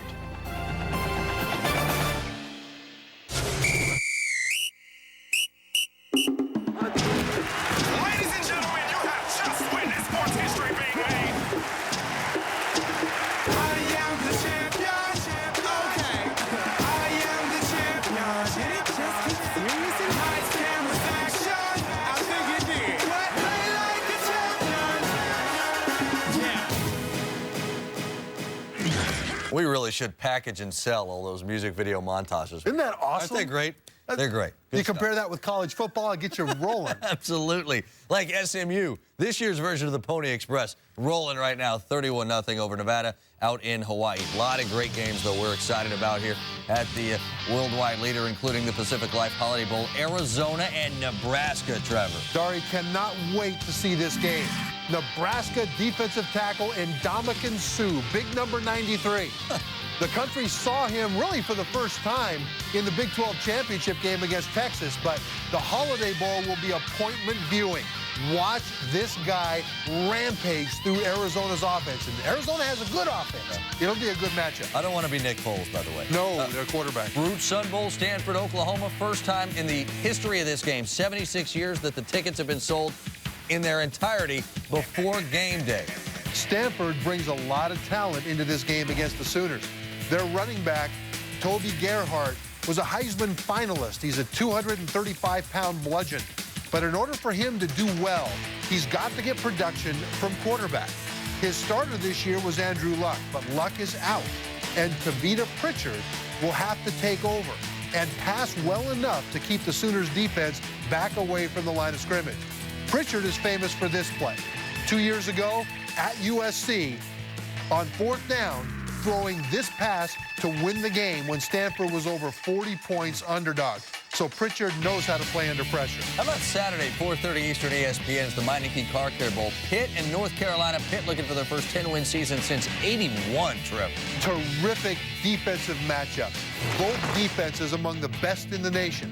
The difference in this game will be Pitt's offense. Bill Stoll at quarterback has been a revelation. He's ranked 11th in the nation in pass efficiency this year, and he hands off to Dion Lewis, the short, shifty running back who's got the speed and moves to keep defenses away from his quarterback. How about Rose Bowl game presented by City, Oregon, Ohio State, New Year's Day, 4:30 Eastern, ABC. Love this matchup. Oregon's offense would have been more difficult for Ohio State, even if you only had LaMichael James, number 21, at running back. He's small and shifty. He's difficult to catch in the open field. But now, Oregon adds another element. Big LeGarrette Blount is back from the punch in the opener against Boise State. He is the kind of a back that complements James so well because he's powerful. He can get those 2 and 3 and 4 yards on the tough, grinded out plays, and Ohio State's defense will have a tall order to stop both of these guys. It's been 10 years since a Big Ten team won the Rose Bowl. A lot of that was because of USC being in the Rose Bowl, but now USC playing Saturday in San Francisco against Boston College in the Emerald Bowl, and may have the services of tailback Joe McKnight, their first 1,000-yard back since 2005. He's been cleared to practice with the Trojans, even make the trip up to San Francisco, but not yet cleared to play in the game. University investigating his use of an SUV that was not his. SMU has rolled up over 300 yards through the air. They are hammering Nevada in their first bowl game in 25 years. We're coming right back. Some say David Abernathy's extraordinary confidence began at birth, when he congratulated the doctor on a perfect delivery. He later approached the much older Carrie Pecor and simply said, "Call me." And she did. At 24, he performed open-heart surgery in a crowded opera house with a ballpoint pen. But when it comes to car buying, he's as nervous as anyone. So at 28, David Abernathy used Cars.com to regain his confidence to get the perfect car at the perfect price. It's been said that a man's home is his castle, and truer words were never spoken when that home is in the hands of this father and son team. Bringing together their different ideas of suburban architecture, these visionaries gave shape to imagination. True, some elements may be slightly irregular. Just look at that windmill thingy. But still, well done, gentlemen. Well done indeed.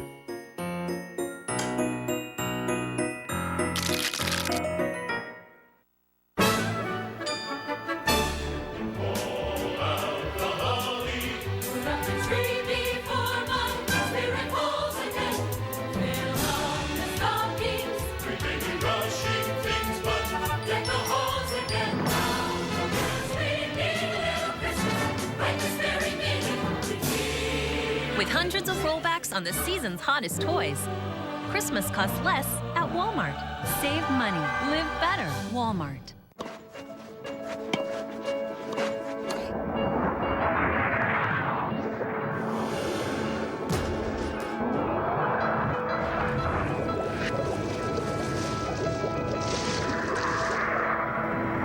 There are over 400,000 NCAA student athletes. And just about all of us will be going pro in something other than sports.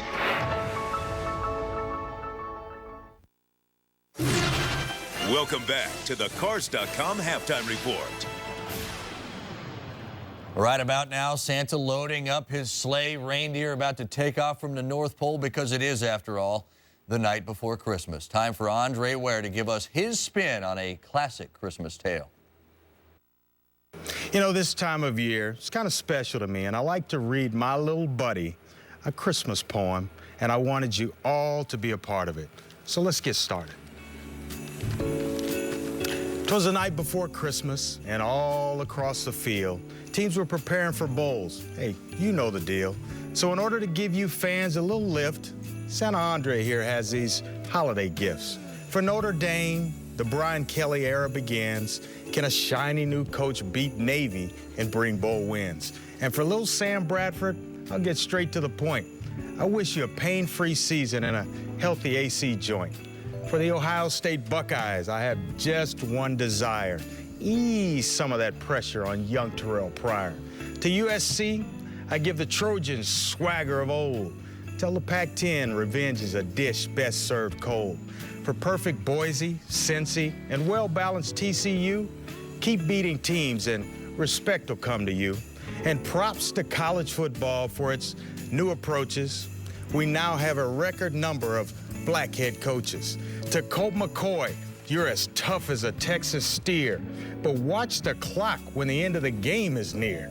Tim Tebow, your passion and winning provided us a thrill. Thanks for the memories, and we'll miss you in Gainesville. Bobby Bowden, anything in the sport, you've done it. And we'll miss you on the sidelines, dadgummit.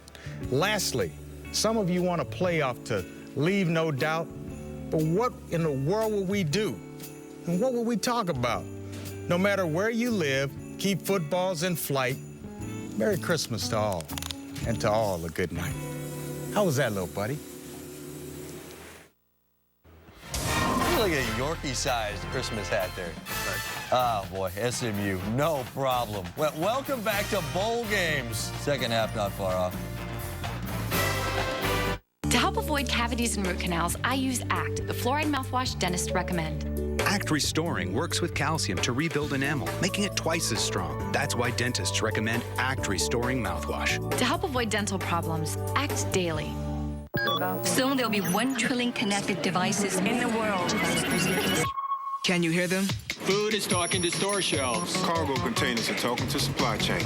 Power lines are talking to the grid. Now that's smart. Systems that allow carrots to tell truck drivers how fresh they are. Roads alert cars about traffic patterns. Cars alert mechanics before they break down. When things communicate, systems connect. When systems connect, the world gets smarter. That's what I'm working on. I'm an IBMer. Let's build a smarter planet. There's a time and place for them. The time is never. You can figure out the place on your own. Stay thirsty, my friends. This December, celebrate with our best offer of the year. Wow. Get over $10 cash back from DirecTV Cinema when you order any 4 movies between now and the end of the year. I love it. Movies like The Hangover. To a night we'll never forget. Oh my God. Julie and Julia. I'm becoming a much better person because of her. Bonjour. Terminator Salvation. We are all dead! This month, order any 4 movies and get over $10 cash back. DirecTV Cinema, channels 125 through 199. Now playing on DirecTV Cinema. 4 friends. Where are you guys? We lost Doug. 3 friends. And we're the 3 best friends that anybody could have. And one night they'll never forget. What is this? That is my tooth. Why do you have that? From the director of Old School. Trust me, kids, you do not want to be sitting on these benches. The Hangover. Movies playing on channels 125 through 199.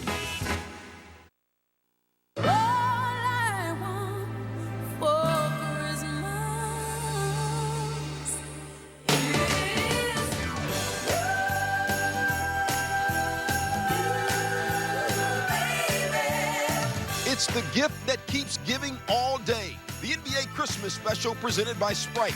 Action tips off at noon Eastern on ESPN, 2 p.m. on ABC. About to get you back to Hawaii. 31-0 SMU, over 300 passing yards by doing what, Trevor? By making the defense wrong and then finding the mistake. That's what the run and shoot does. Somewhere, somebody will mess up. This is the second play of the game. Kyle Padron, 71 yards to Emmanuel Sanders. The replay shows where the mistake occurred and how they hit it. Sanders is up here. They'll attack this safety on the opposite side. They use this receiver to draw him forward out of position. Now watch the safety inside the hash. He comes forward, and now behind him slips Emmanuel Sanders. As long as the quarterback can find the mistake, the run and shoot cannot be stopped, and Padron is finding the mistakes. All SMU again, 31-0. Great throw there, great offensive play, but how about the best catches of an entire college football season? Here they are.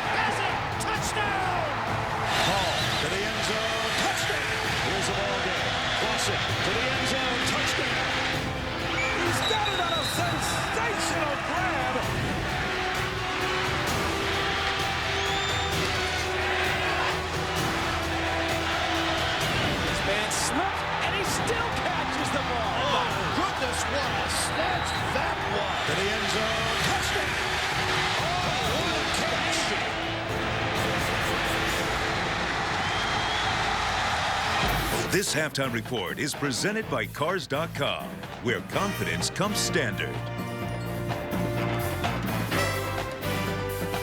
Some say David Abernathy's extraordinary confidence began at birth, when he congratulated the doctor on a perfect delivery. He later approached the much older Carrie Pecor and simply said, "Call me." And she did. At 24, he performed open-heart surgery in a crowded opera house with a ballpoint pen. But when it comes to car buying, he's as nervous as anyone. So at 28, David Abernathy used Cars.com to regain his confidence to get the perfect car at the perfect price. Look, I don't want to work forever. And we need to figure this out now. Our nest egg took a real hit. What's that website your friend mentioned? RetirementRedZone.com? That's it, from Prudential. Yeah, she talked to her financial advisor about what she learned there. Said it really helped her get back on track. Oh, I like that. Help get your plan back on track. Watch our educational video at RetirementRedZone.com, the site for the critical years before and after retirement. Maybe I can retire after all. Now you're talking. Click RetirementRedZone.com, then talk to your financial professional. They say we're young and we don't know. We won't find out until we grow. Well, I don't know if all that's true, 'cause you got me and baby, I got you. Now more than ever, you are each other's greatest strength. The Everlon Diamond Knot Collection, the strength of love, forged in a knot. Could switching to Geico really save you 15% or more on car insurance? Does Charlie Daniels play a mean fiddle?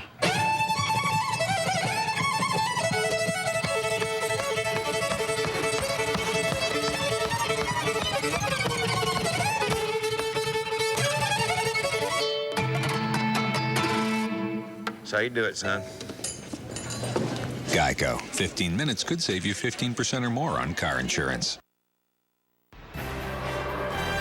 This is ESPN's presentation of Capital One Bowl Week.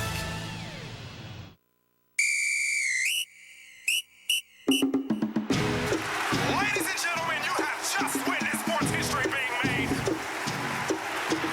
Play like a champion.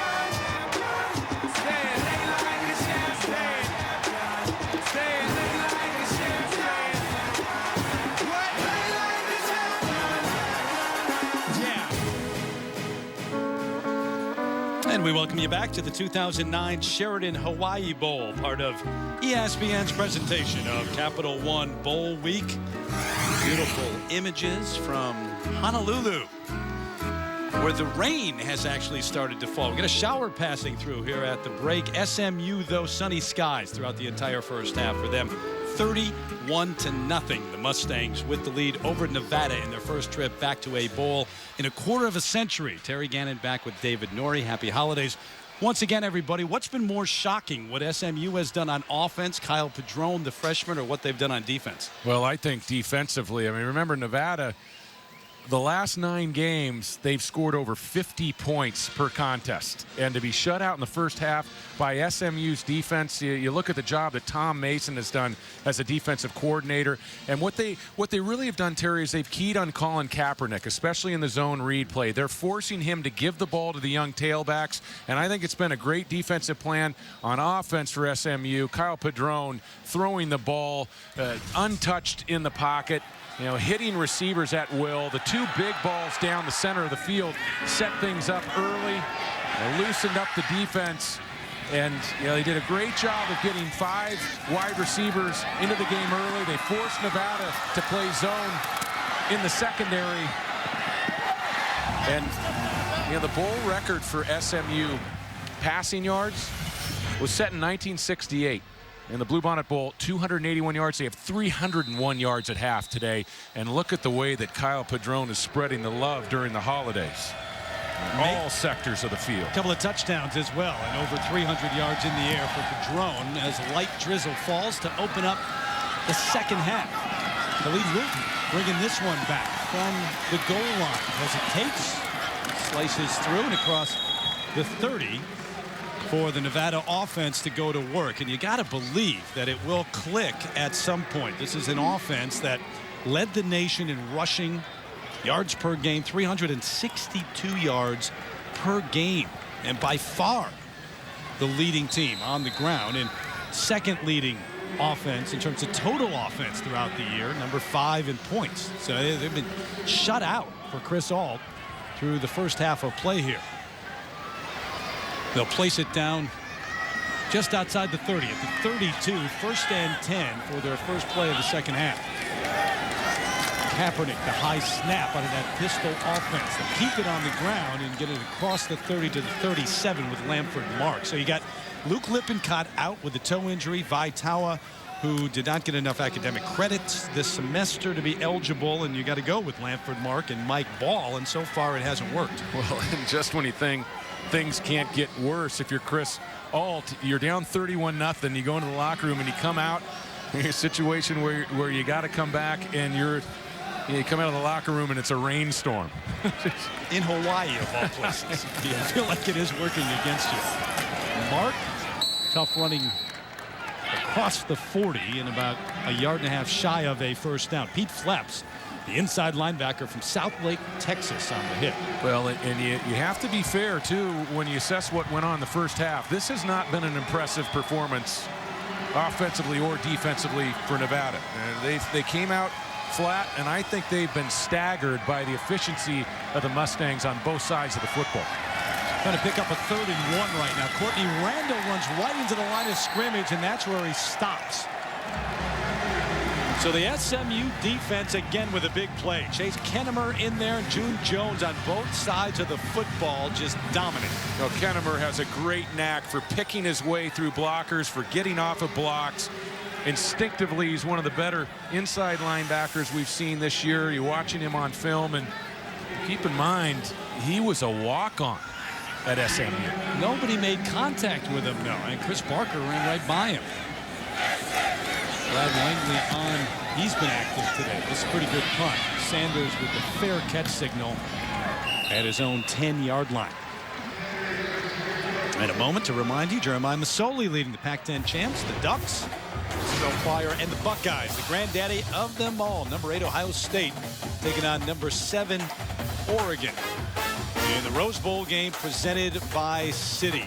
Should be a pretty good one. We have watched Oregon all year. That is going to be a great football game, Terry, and just a a great contrast in styles. Tressel's going to come in and play it tight to the vest, play defense to his special teams, and then you got that Oregon offense. And Jeremiah Masoli, the way he spreads the ball around, and a whole host of backs to go to. LeGarrette Blount is back. How about the year LaMichael James has had? That is going to be a special game on New Year's Day. Pryor, Masoli, two pretty good running quarterbacks. High snap, and it's whistled dead. False start. False start. Offense, number 88. 5-yard penalty, still first down. Up until this point, and this is an SMU team that has been nearly perfect in every way, including penalties and turnovers. And I was a little surprised that Chris Ault didn't think about maybe going for it on 4th down, even 4th and 2 on his own 40 when you're down 31-0. Desperate times require desperate measures, and I think if we see Nevada get in that situation again here in the second half, I won't be surprised if they start rolling the dice on it. SMU bowl record, those 303 yards. Chambray McNeil brought down by Nate Agayava along with James Michael Johnson. Now bring up second. Nevada defense that has been very good against the rush. Ryan Matthews had 100 yards plus against them, but that's it this year on the ground. But struggled a bit against the pass. Yeah, I'd say more than a bit. They're giving up a lot of yards on the back end, and teams have really had their way against Nevada. You go back to last year, the Wolfpack was dead last in the NCAA in pass defense, and they haven't exactly shored things up in the 2009 season. Ken Wilson, the defensive coordinator for this game, but he's been with Chris Ault a long time. Padron throws on the run. He's got Sanders for another first down.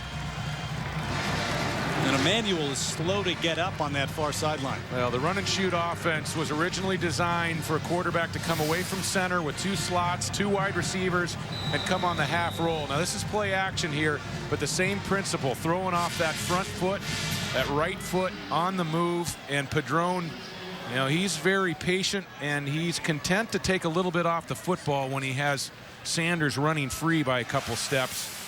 Puts it right on his receiver. You know, June Jones offered Kyle Padron, as you see Sanders being worked on the sideline, a scholarship before his senior year of high school. He wasn't even a starter. He hadn't really played yet. They saw him at camp, but that was it. When he broke his hand and only played 5 games his senior year. McNeil on the carry up to the 27-yard line. Now, Terry, you brought it up in the first half. June Jones is very quick to give Mouse Davis the credit as the originator of this offense. But June Jones has done a great job tweaking it over the years, making adjustments. You know, defenses do things over time to take away great offensive schemes. Now, this was truly the first offense, decades ahead of its time, where wide receivers would come off the line of scrimmage and read the secondary and adjust their routes after the snap of the football. Quarterback on the same page, really a load for a defensive backfield to handle. Padron throws on the run again and complete. Bradley Haynes, but well defended. Brought down just across the 25 by Jonathan Amaya. And I think about what June Jones did at Hawaii, 0-12 to 9-4 the next season. Largest turnaround, biggest turnaround in FBS history, and now the biggest turnaround in 2009. Yeah. Look at that. I mean, that is really a great story. You know, when you look at where Hawaii was when he took over, and then SMU. I mean, this SMU program, the kids were beat down. The confidence was lost. And we'd love to see a team over here in Hawaii that enjoys the experience the way they have. Sanders back in there healthy. Makes a nifty move. Cuts back, looks for a block. And brought down at the 36. He lost the football. Nevada has it. The Wolfpack coming up with it at the 27. And the SMU players saying, he was down. But it looks to be marked right there at the 27. Doyle Miller, the man who came up with the football. Yeah, this was an exciting play, but not a smart play by Sanders. And it looks like the ball's coming out. I mean, we hear about skill athletes getting the ball north and south. This is all east-west. Dante Moak caused the fumble. great defensive end for Nevada. Sanders trying to look up and see it on the big screen, the replay, and see if the ball did come out before he went down, and they'll take a closer look at it. Yeah, it was tough to tell definitively. We'll have to take a couple looks, but that was not a smart play by Sanders. You know, you had the opportunity to get the ball upfield. Your team's up 31-0, and he tried to make a highlight reel play when it really wasn't necessary. And this is one of the ways that you can get a team back in the game. 31-0. Stranger things have happened. So they'll take a look upstairs. The official review underway.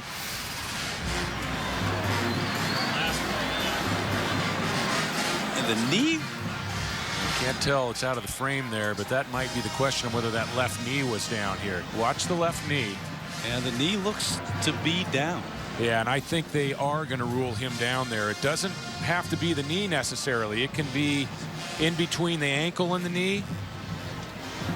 You know, if your hand hits the ground or your foot is touching the ground, then the play stays alive. But the knee or any part of the knee down to the ankle, and the ball carrier would be ruled down. And it looks to be down right there, and he's still got the football in his possession. That's a great hustle play by Dante Moak, stripping the football. And is it indisputable? That's the question. Well, the knee is down, but now the question becomes, is the ball coming loose on the strip by Moak?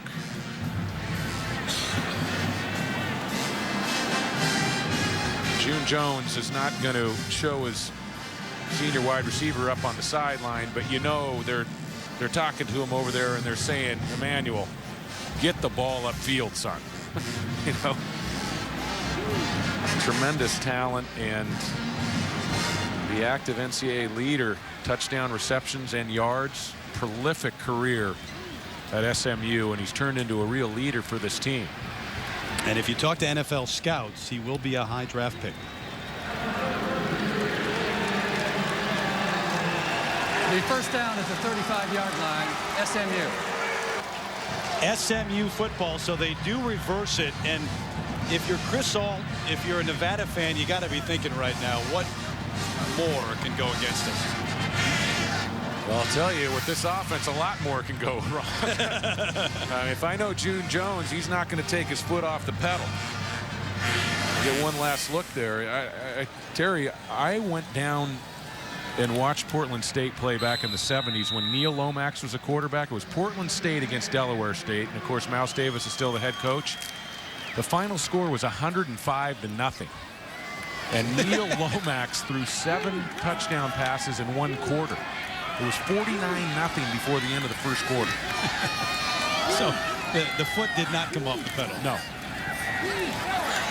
Sean Bray McNeil racing to the edge. Stiff arms, and he does that well. Out to the, well, about the 43-yard line. Sanders, nice block to help spring him. June Jones does a great job of passing out credit, and he talks about Jerry Glanville, his former defensive coordinator, and the glory years here at Hawaii with June Jones, and he says everything that we do on defense is based on Jerry Glanville and his scheme, and was giving Coach Glanville quite a bit of credit throughout the week here, the bowl week in Honolulu. Of course, Jerry Glanville recently stepped down as the head coach at Portland State. And Nigel Burton, the defensive coordinator for Nevada, took that head coaching position. Robinson racing down the sideline, over the shoulder catch inside the 5. And the beat goes on. Wow. Kyle Padron is throwing some NFL-type balls in this game. You cannot throw a go route better than this. Uses his eyes to look the secondary off. And Aldrick Robinson, one of the fastest players in Division I, catches the ball full stride. And June Jones said that Michael Haynes might be the fastest wide receiver he's ever had, college or pro, and had him at the Falcons. But he says Aldrick Taylor is, if he isn't as fast as Michael Haynes, he's a quarter step slower. 53-yard pass sets him up first and goal. And Zach Line tripped up just past the line of scrimmage by Zach Madonic. I mean, how about the throws that Kyle Padron has made in this game? Granted, his offensive line is doing a great job of creating a clean pocket, keeping him alive and giving him plenty of room to deliver the football, but Padron has made some difficult throws look easy.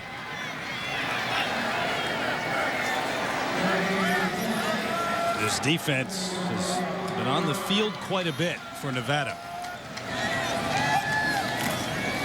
Line to the goal line and in. Touchdown, SMU again.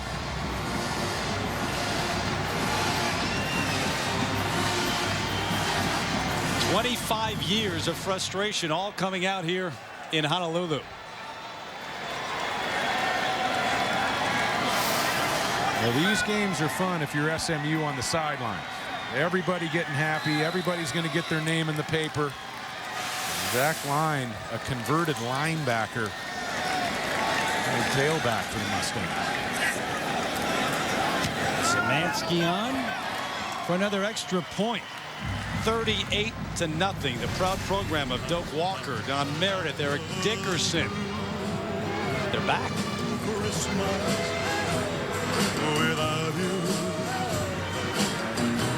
I'll be.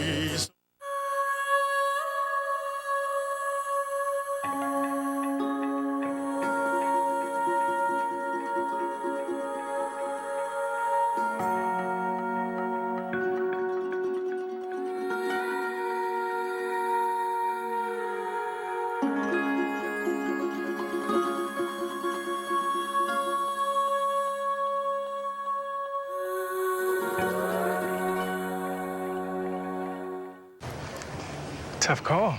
Well, during the Volkswagen Sign Then Drive event, you can get a Jetta, Tiguan, or award-winning CC for practically just your signature.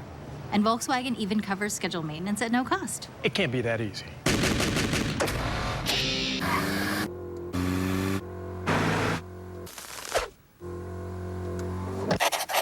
That was pretty easy. Sign Then Drive is back. Hurry in and get legendary Volkswagen value for practically just your signature.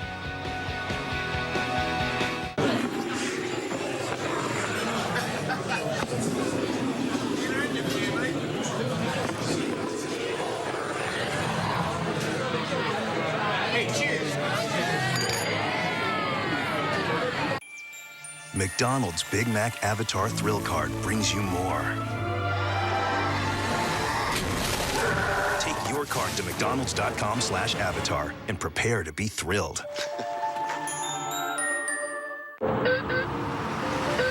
Man, quitting sucks.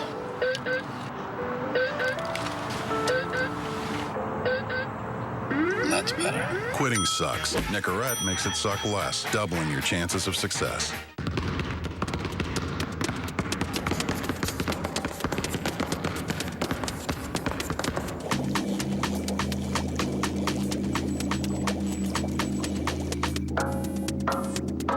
There are over 400,000 NCAA student athletes, and just about all of us will be going pro in something other than sports.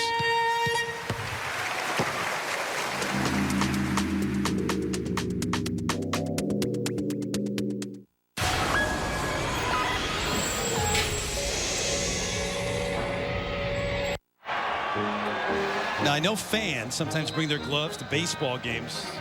What would possess you to bring a pineapple? Let's have it. What are you going to do with that, Mr. Norrie? Well, it's location appropriate. All right, if you're a real man like Vic Valoria, the strength and conditioning coach, that's how you welcome back the guy who just scored a touchdown. Not the smartest thing in the world, but he's tough. Mike Ball bringing this one back. We are in Hawaii, Mr. Gannon. Yes, we are. What's that mean? You headbutt without a helmet in Hawaii?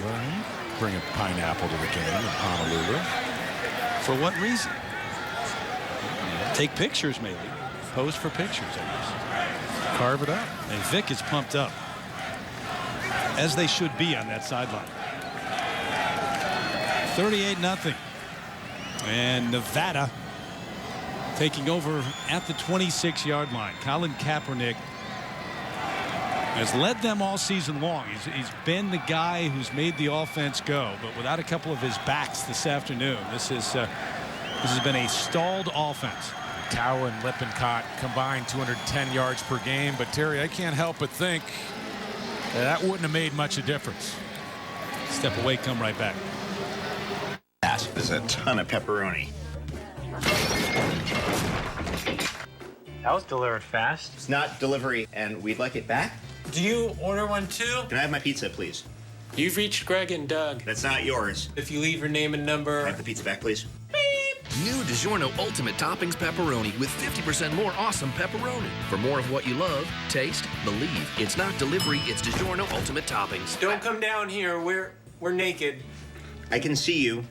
Verizon makes a big deal about their maps, but when you look a little closer, their story begins to fall apart.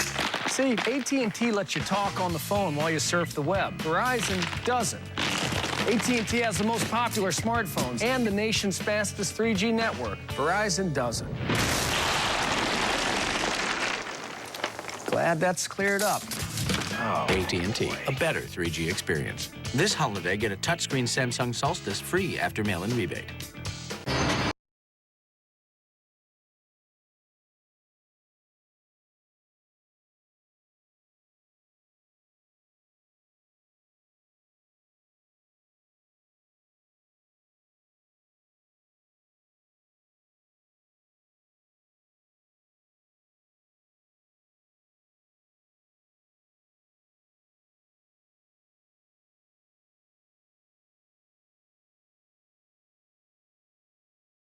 On DirecTV Cinema. It's time.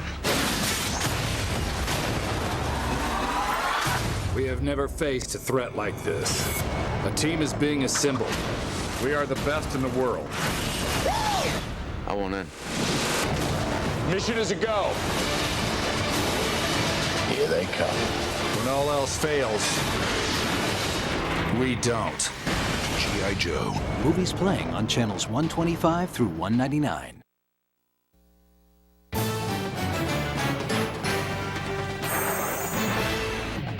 ESPN College Football, the Sheraton Hawaii Bowl, is brought to you by Sheraton Hotels. Life is better when shared. Volkswagen Signed and Drive Event, German engineering for practically just a signature. And AT&T, a better 3G experience. You know, David, the Hawaiian Islands were formed by volcanic activity. I'm not sure you know that or not. No, I wasn't aware of that, Terry. But I am aware of this. This place has spectacular beauty that we don't see week in and week out. Sidearm throw out to Brendan Wimberly. And should have a first down or be close to it. A little extra after the play. And they'll break him up quickly. I was just kidding. Of course I knew the islands were formed by volcanic activity. Still going on today as we speak. Well, there's a guy who does not change expressions during a game very often. No, and I think, you know, initially last year, 1-11 season at SMU, some of the Mustang backers questioned whether his heart was in it. I think they found out different. Mike Ball, the ball carrier, bounces out and gets to the 44-yard line. So a couple of good positive plays to open up this series for Nevada. I think it becomes about saving some dignity in this game, and Nevada has got to piece together a drive here. They've got to find a way to get back in rhythm, and I think Colin Kaepernick has got to start carrying the ball some from the quarterback position. After Mark breaks through into the secondary, and he'll have a first down at the 43 of SMU. Nevada averaged 362 yards per game on the ground. The number 2 team in the nation, Georgia Tech, more than 55 yards less than the Wolfpack per game. Yeah, and we talked about it. 3 1,000-yard rushers, 2 are out of this game. And Colin Kaepernick, back-to-back 1,000-yard years. He's only the 10th quarterback in college football history to achieve that feat. This is the first play from scrimmage inside SMU territory since the opening drive for Nevada. Remember, they were stopped on that 4th and 2 to start the game. First time they've been back. We talked to defensive coordinators, and we did the Nevada-San Jose State game earlier this year. You talk to the defensive coordinators, and they want to get Kaepernick in obvious throwing situations, and they want to put you in 3rd and long, 2nd and long, but there haven't been many teams that have been able to achieve that. SMU has played big-time ball game on defense. Front 7 has been lights out. Had the hurry-up offense going, but Kaepernick takes some time to make the calls at the line of scrimmage right now. Wants to throw, looks to run, picks up a 1st down, run out inside the 30. So the drive continues. Well, what do you think about Colin Kaepernick? Only a junior, but at the next level, perhaps. Well, I think he needs another year of seasoning, and he's going to get it. He's only a junior, but his combination of size, his speed, he's about a 4'6" guy. Athleticism, makes good decisions. I think he's going to be intriguing if he can continue to develop throwing the football. He's made some great strides off of last year. Number 2 in Nevada history in total offense, almost 10,000 yards. Can't get a block right now. And brought down at the 25-yard line. Remember, he's a heck of an athlete. Drafted this past year by the Cubs as a pitcher. Throws in the mid-90s, even though he hasn't played lately. Well, and it's interesting. Throws in the mid-90s, and he was a sidearm thrower, a sidearm passer a year ago. And Chris Ault even says that he's progressed from being a thrower to a passer, but they cleaned up his mechanics, and his accuracy and his percentage shot up to over 60%. Play action, throws sidearm this time, slings it out, has his man complete along the far sideline. That's Trey Session, the sophomore from Long Beach, California. That's a sweet ball on the move, and he throws just as well moving to his left as he does to his right. He asked me, Terry, about his prospects on Sundays. The question is going to be, can he drop back 5 and 7 and throw the ball in rhythm, and can he become a good passer? The rhythm throws from the pocket, but he is very good on the move. And does not really do that very often out of this offense. Going to give it to Ball. Legs going inside the 5 to the 4. Yuri Yenga, the junior from Texas, originally from Congo. On the hit.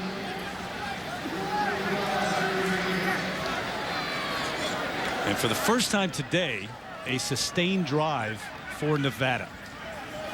They've taken it down inside the 5 to the 4-yard line. The question was whether this front 7 would hold up for SMU, and most people said no. The Yuri Yenga, Taylor Thompson, Marquise Frazier, and Chris Parham, they have been rock solid along that defensive front. Play action. Kaepernick tipped up, dangerous, and incomplete. Could have been picked off. To Garrett Davis, only a freshman, and going to be a good one. Yeah, he has the look of a football bowl subdivision linebacker. We used to say a D1 player, but now we say FBS. But he has a frame and the athletic ability to really be a special player. State high hurdles champion.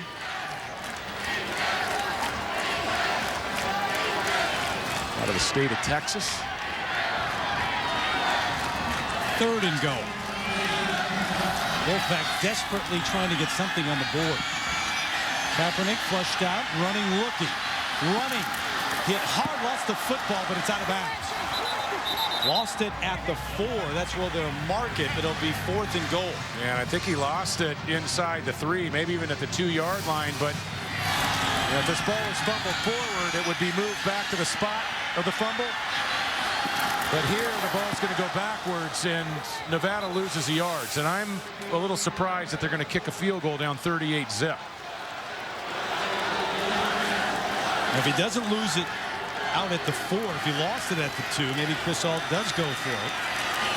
Ricky Drake hasn't had many chances this year, only his 9th field goal try, and he gets it. So he's 6 for 9 on the year. And at least something on the board for Chris Ault and the Wolfpack.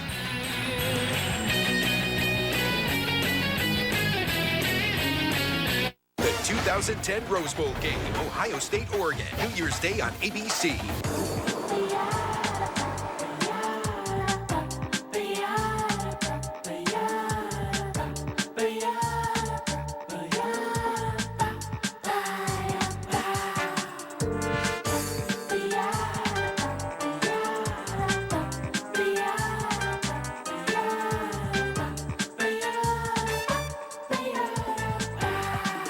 Hawaiian Telcom Yellow Pages.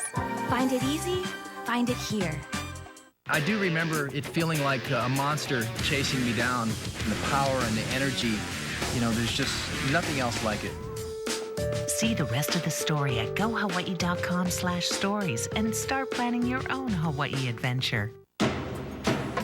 You're coming so close to an earthly process that you normally never experience in your lifetime. See the rest of the story at gohawaii.com/stories and start planning your own Hawaii adventure. You know, Volkswagen takes care of the scheduled maintenance at no cost. And during the Sign Then Drive event, you can get a CC, Jetta, or top safety rated Tiguan for practically just your signature. It's that easy. I can't believe it.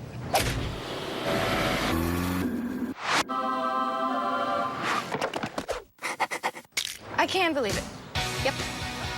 Sign Then Drive is back. Hurry in and get legendary Volkswagen value for practically just your signature. A Monday night battle from the black and blue division, coach. It's time to pound the rock. Intense NFC North rivals meet for a Monday night slugfest. Brett Favre and the Vikings are fighting for prime playoff position. But Jay Cutler and the Bears will be on the prowl for an upset. Can the division champs get back on track, or will Chicago bear down for a Windy City win? ESPN Monday Night Football, Vikings-Bears at 8:30. Triumphant return for June Jones to Honolulu a couple days ago, signing autographs alongside Dan Rudiger. Yeah, Rudy. The Rudy. Is that Rudy? That's Rudy.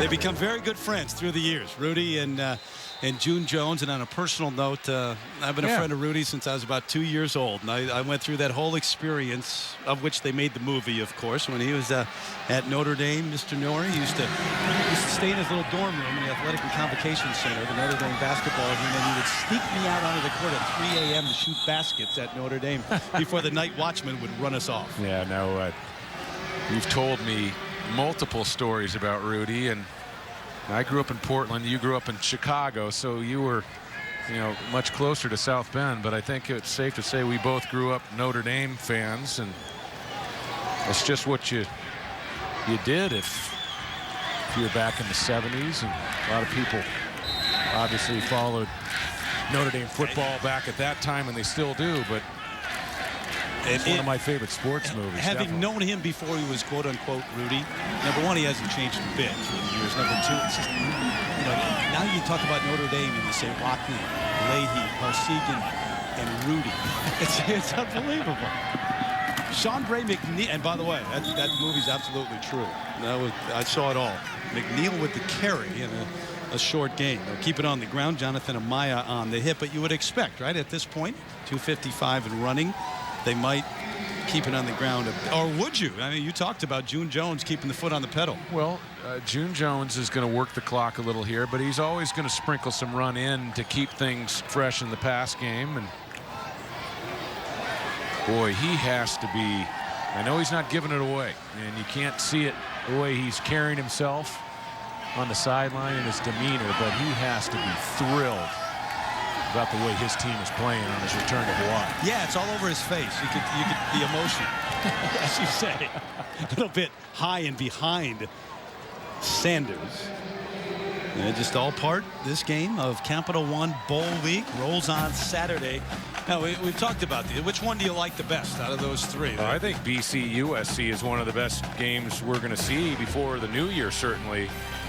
And the Trojans reeling a little bit.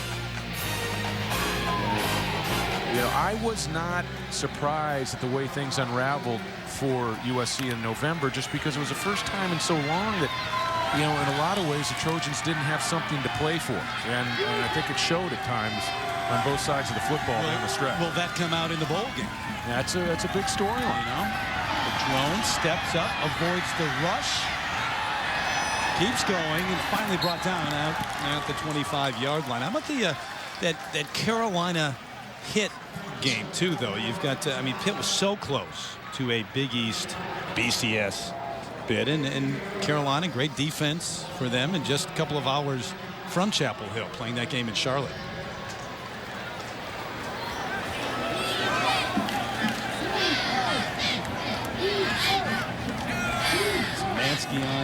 for the punt.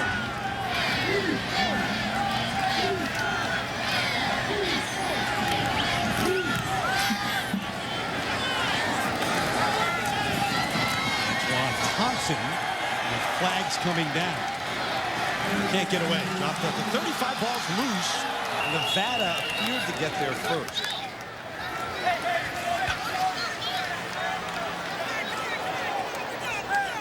So they'll sort out the fumble first and then the penalty marker.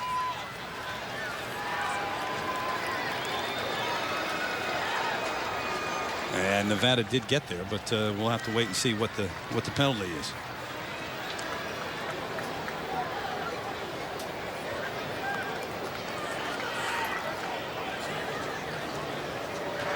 During the return, illegal block in the back. Return team, number 3. 10-yard penalty from the end of the run, first down. I'm taking a look at the top of the play, and the ball is out. And it was definitely a fumble. And Kennemer is a guy that you just love to have on your defense. It's a guy that's just shocked them in some ways. You know, they played a little bit last year, comes in this year as a starter and ends up being your star. Leads you in tackles. He's also been a star in the classroom. Cannon's going off in the background, and they'll run the pistol offense with a short gain across the 25.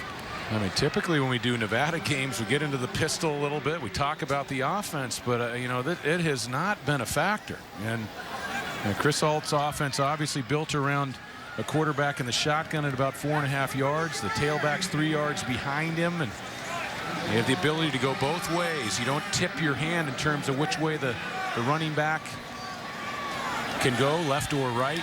Gives you some nice blocking angles, and really the advantage is getting downhill and having balance to go both ways in your offensive scheme. Play action. Kaepernick throws on the run. The big tight end has a first down. But that's, you know, coming in. The big question was SMU's defense is built around speed. It's undersized. It's not built to stop a run game like Nevada, but they've just shut it down. Well, and you know, there's a difference between the East and West Division teams in Conference USA. The East is more of a power running division. They like to throw the ball and finesse it a little bit more in the West, but SMU has struggled against teams that have been physical up front, and we're talking about the leading team in rushing offense in the country. This Nevada offense, 362 plus per game. Time to throw for Kaepernick. Goes into traffic and broken up. Nice play by Brian McCann, who timed it perfectly. And the secondary for SMU has had a nice ball game as well. McCann, a guy who's really progressed, excellent speed, number of high school sprint champions on this SMU roster. McCann is one of them. They're dynamic as a kick returner. And that is solid coverage down the football field against a big tight end. It's a guy who's come back from so much in his career. It open heart surgery, McCann, as a 2-year-old. That car accident, serious one as a 6-year-old, had a broken leg, ankle his senior year of high school. Kaepernick's dropped behind the line of scrimmage for a loss of about 2. And again, it's number 9 in there, Kennemer, to hit him. We're headed to the 4th in Honolulu. June Jones is happy. Chris Alt, not so much. ESPN The Weekend, February 25th through the 28th. Visit ESPNTheWeekend.com for details. Tough call. Well, during the Volkswagen Sign Then Drive event, you can get a Jetta, Tiguan, or award-winning CC for practically just your signature. And Volkswagen even covers scheduled maintenance at no cost. It can't be that easy.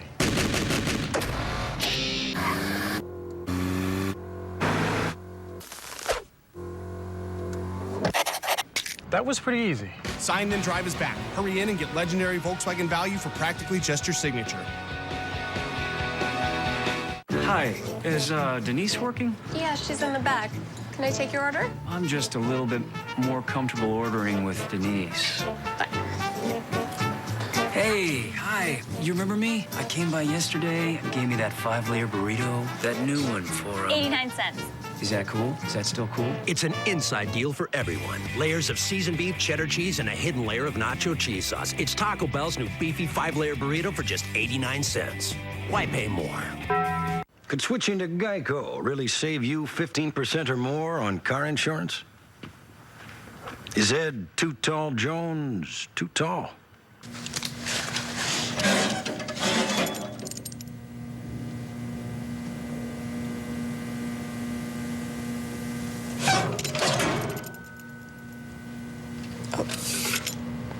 I'm just gonna guesstimate. Geico. 15 minutes could save you 15% or more. 6 overtimes. Can you imagine how you would feel if you missed this game? Log on to ESPN360.com to see all your favorite sports live. It's where to watch when you can't watch. It's a sad story, a cautionary tale. Coming up on SportsCenter from Los Angeles, Pete Carroll waiting for the green light on Joe McKnight. Nick Saban using reverse psychology on his own team. Hey, what's wrong with the Saints? We go all access with the Lakers. You value your friends. So does DirecTV. Bob's worth 100. So are Carrie, Ann, and Sue. For every friend you refer to DirecTV, you get $100, and they get $100 on top of our new customer offer. Just give your account number to your friends and have them call 1-877-4-100 each. They must have your account number when they order. This offer's only good for a limited time, so hurry. Then celebrate and watch the Benjamins stack up.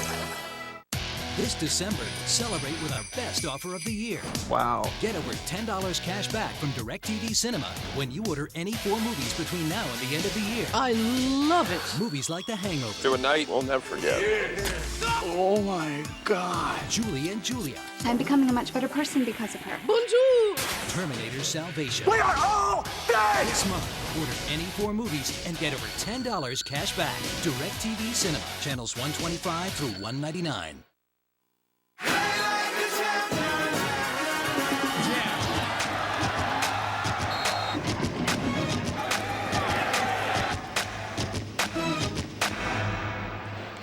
They won't build it.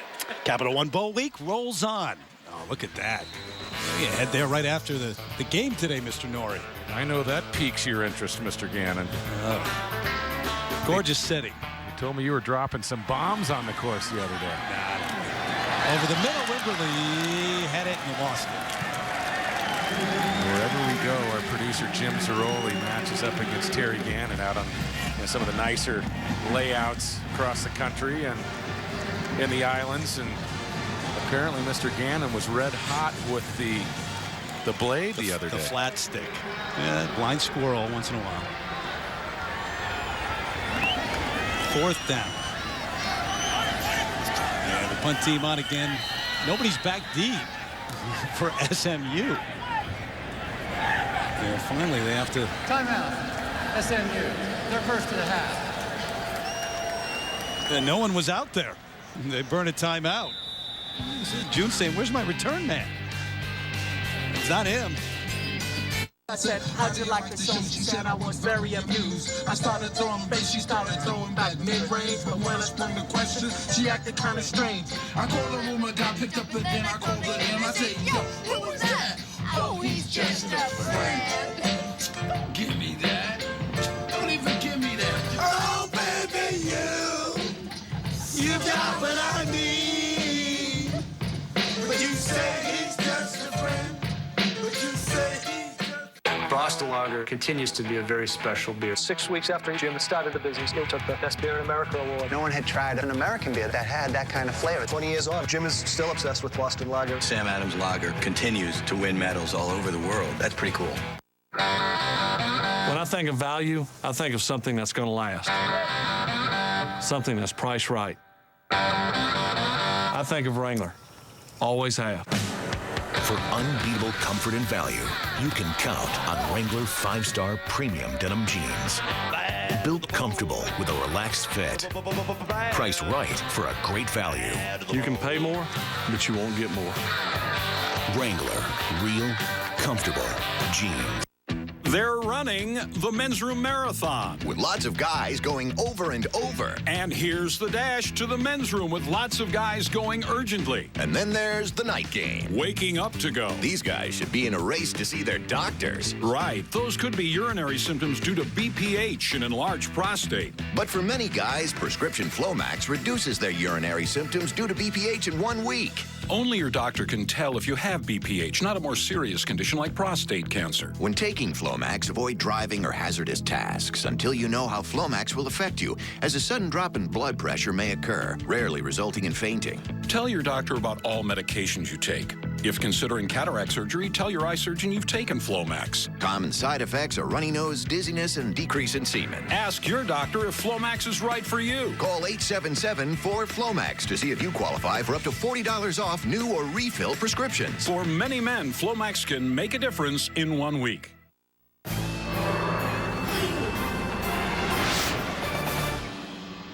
Welcome into the studio. I am Darian Oka with this bowl update brought to you by Flomax, and it has been all Mountain West so far this bowl season. We start with the first bowl game of the year. It's Wyoming and Fresno State.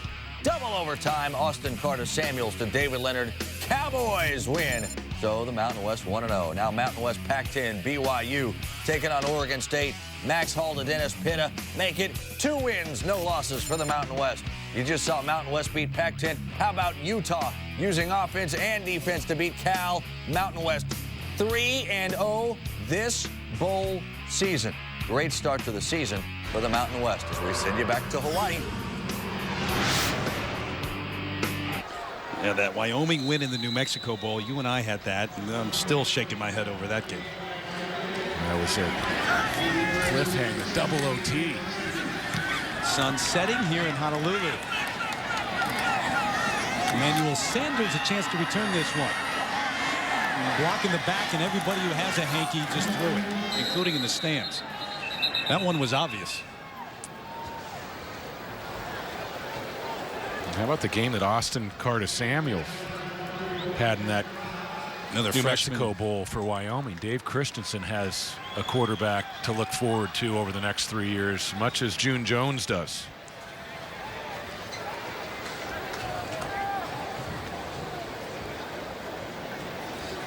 Waiting a long time for what seems to be a pretty obvious call here.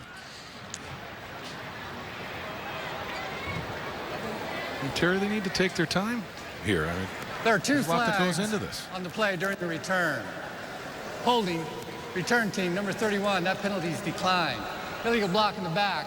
Return team number 26. 10-yard penalty, first down. All right, that's why. These things need to be sorted out. That's your explanation. Had more than one infraction on that play. The Gaylord Hotels Music City Bowl. Kentucky taking on Clemson this Sunday as bowl season rolls on. 34 games in all, 27 of them on the ESPN family of networks. How about C.J. Spiller, huh? You know, we're going to be seeing him make a big impact in the league for years to come. He is a very special talent, and I think he's going to be a great draft pick for an NFL team. Swing pass to McNeil, breaks through, has a first down at the 32. A lot of football people this year just talking to different people around the country when they saw C.J. Spiller in person for the first time, were very surprised. I mean, it had a number of people tell me, I think he's the best back in the country. Well, he's got the size. Obviously, he has the speed, but he has great moves in the open field. Ability to slip tackles and then get to the top-end speed in a hurry. And he's beyond his years in terms of development, and he will be an every-down back. Still throwing out of the run and shoot. An incomplete. Cole Beasley, the intended receiver. There's very few backs that come out of college football and move to Sundays that can carry the ball every down and have the big play ability of a C.J. Spiller.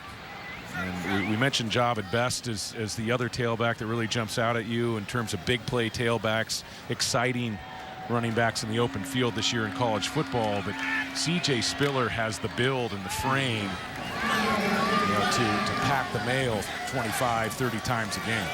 Ingram, Earhart, different type runners. Best, smaller back, explosive, but Spiller kind of a blend. Yeah, he can do it all. Padron had 3 guys open on that play, and he finds Sanders. There is a flag in the backfield, and it came in late. Yeah, this might be a late hit. Personal foul. Roughing the passer. Defense, number 55. 15-yard penalty from the end of the run. First down. This run and shoot offense can frustrate a pass rush, and Dante Moak, one of the best pass rushers west of the Mississippi, 34.5 tackles behind the line of scrimmage over the last 2 years, defensive player of the year in the WAC, and looks like he's had enough of watching Kyle Padron slide around in the pocket and hit balls down the football field. You know, as a team, Nevada, with 29 sacks this year, they led the WAC, and they're just not getting to Padron at all today. 1 sack on the day. Going deep, far sideline, incomplete. Sanders had to look over the outside shoulder to try to get to that one.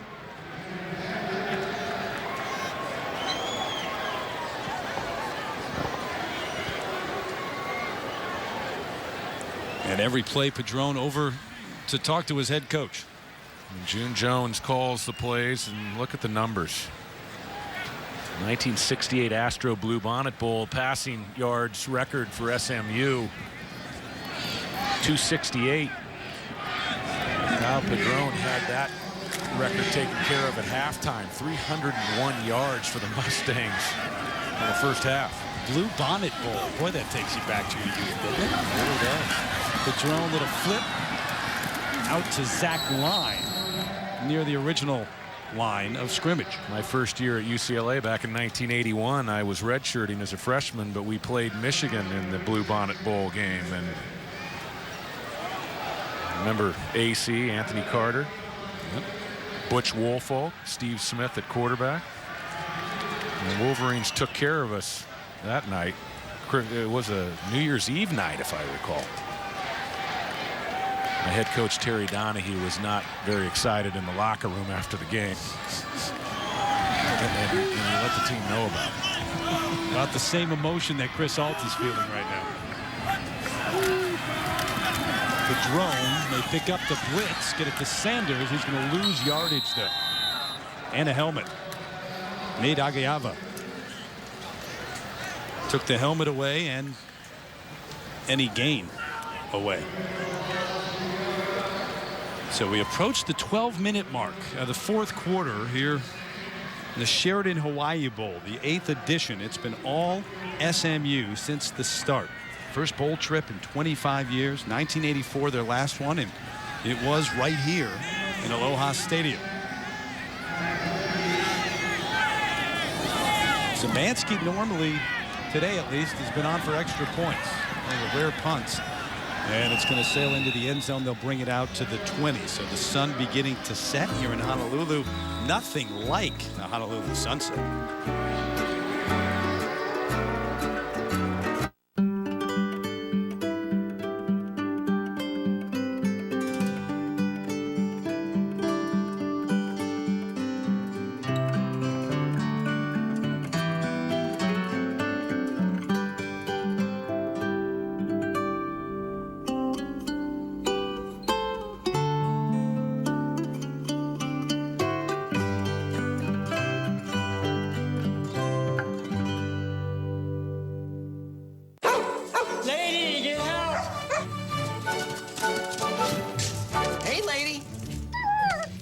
No time to play. I'm picking a photo for my Capital One credit card.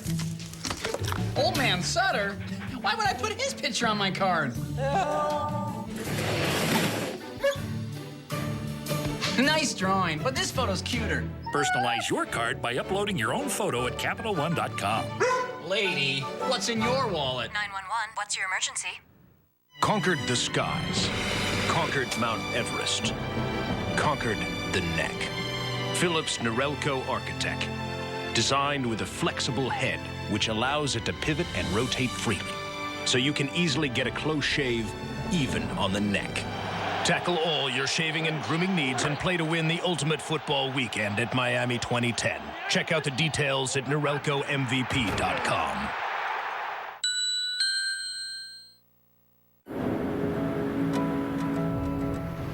When the flu hits you hard, hit right back with Theraflu. Nothing fights your worst flu symptoms with more power. Theraflu. Good to be back. Hey, Ham. What do you think the fine is for streaking? Oh, I don't know. Like $300-400? Why? Sorry. The more you save on insurance, the more you'll have for football. Are you in good hands?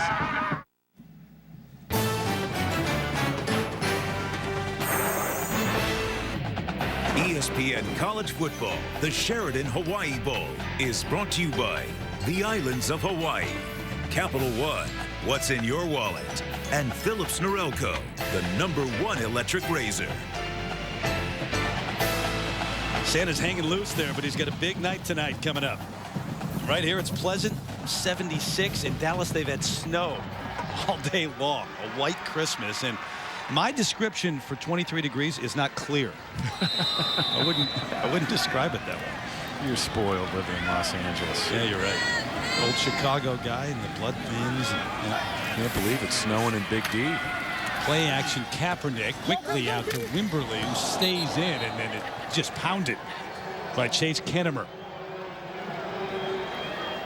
who smiles afterward. So 38-3, and it was 38-0 at one point. Yeah, let's listen in here. That was helmet on helmet. Kennemer plays with a lot of enthusiasm, and he likes to hit stationary targets. Who doesn't?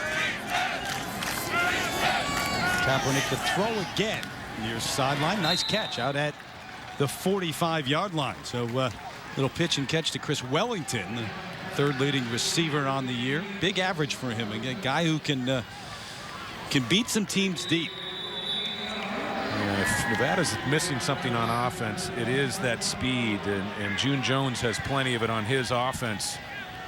You mentioned some of the sprint champions, Texas State sprint champions, and Oklahoma State sprint champion on the SMU roster. Nevada, I think, needs to retool a bit at wide receiver to complement Wimberly and put some deep speed on the outside. Again on the blitz, Kaepernick the spin and throws it away, but just to get away from that blitz. Pretty nice move from Colin Kaepernick. And Colin Kaepernick is an extraordinary talent for a 6'6", 220-pounder. That was Brian McCann coming free on a corner blaze. A blitz from the boundary corner. And you can see that Kaepernick, even though he had his eyes trained down the football field, he felt the corner blitz and spun out of it. Nevada, in their second trip to the Sheraton Hawaii Bowl, they won it back in 05, beat UCF. Great game, double overtime. Kaepernick steps up, throws and overthrows a wide open Brandon Wimberly. Was under pressure when he threw it, but threw it about 10 feet too high. Well, the Wolfpack came into this game close to a 2-touchdown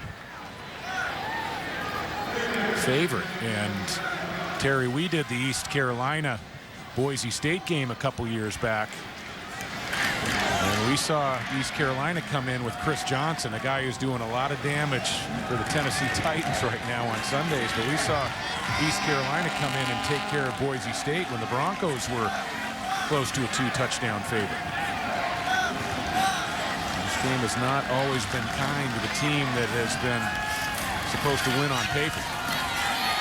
Kaepernick away from the rush, slings it out incomplete at the 36-yard line. That is Wimberly, his favorite target, but well, he threw that old-fashioned sidearm style on the move.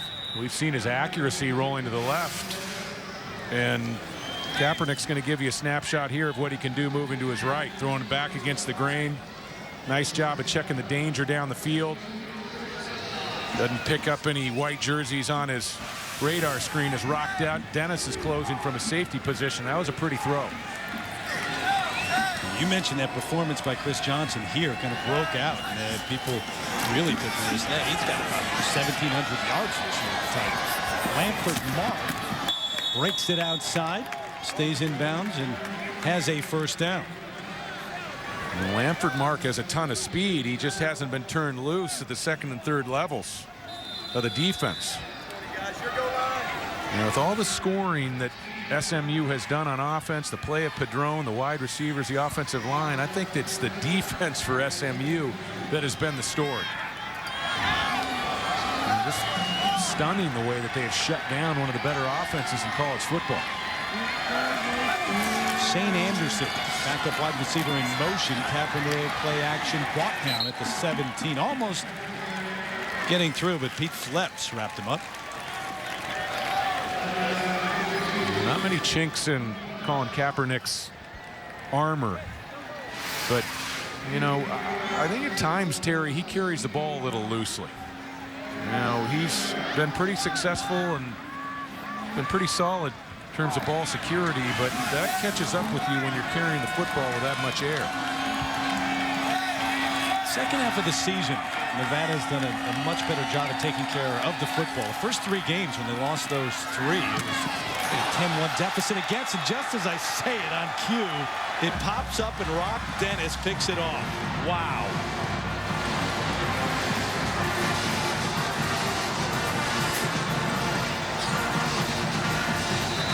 Now the ball was on the spot. Good throw from Kaepernick.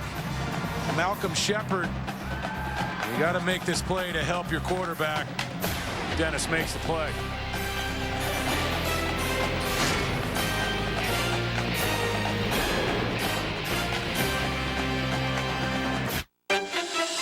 ESPN Monday Night Football, Vikings Bears at 8:30. That is a ton of pepperoni.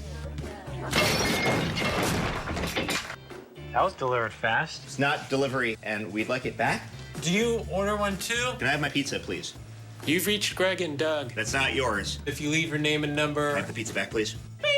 New DiGiorno Ultimate Toppings Pepperoni with 50% more awesome pepperoni. For more of what you love, taste, believe. It's not delivery, it's DiGiorno Ultimate Toppings. Don't come down here. We're naked. I can see you.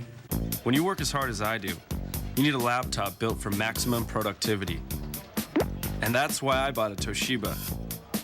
Now I always keep my eye on the ball. Will be outstanding. Fantastic. Total slam dunk.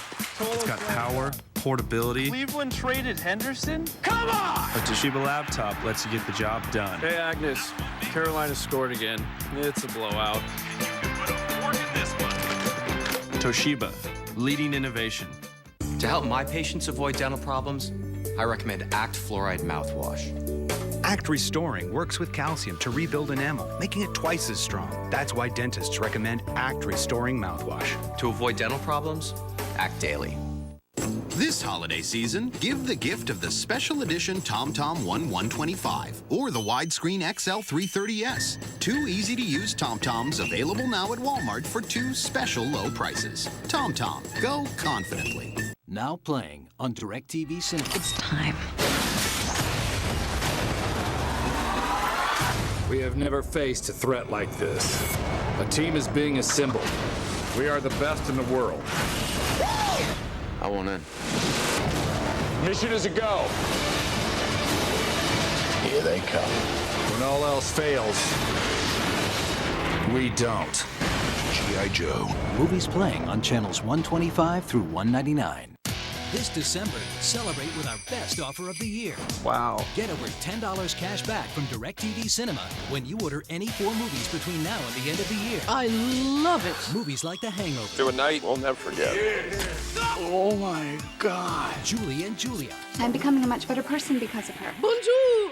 Terminator Salvation. We are all dead. This month, order any 4 movies and get over $10 cash back. DirecTV Cinema, channels 125 through 199.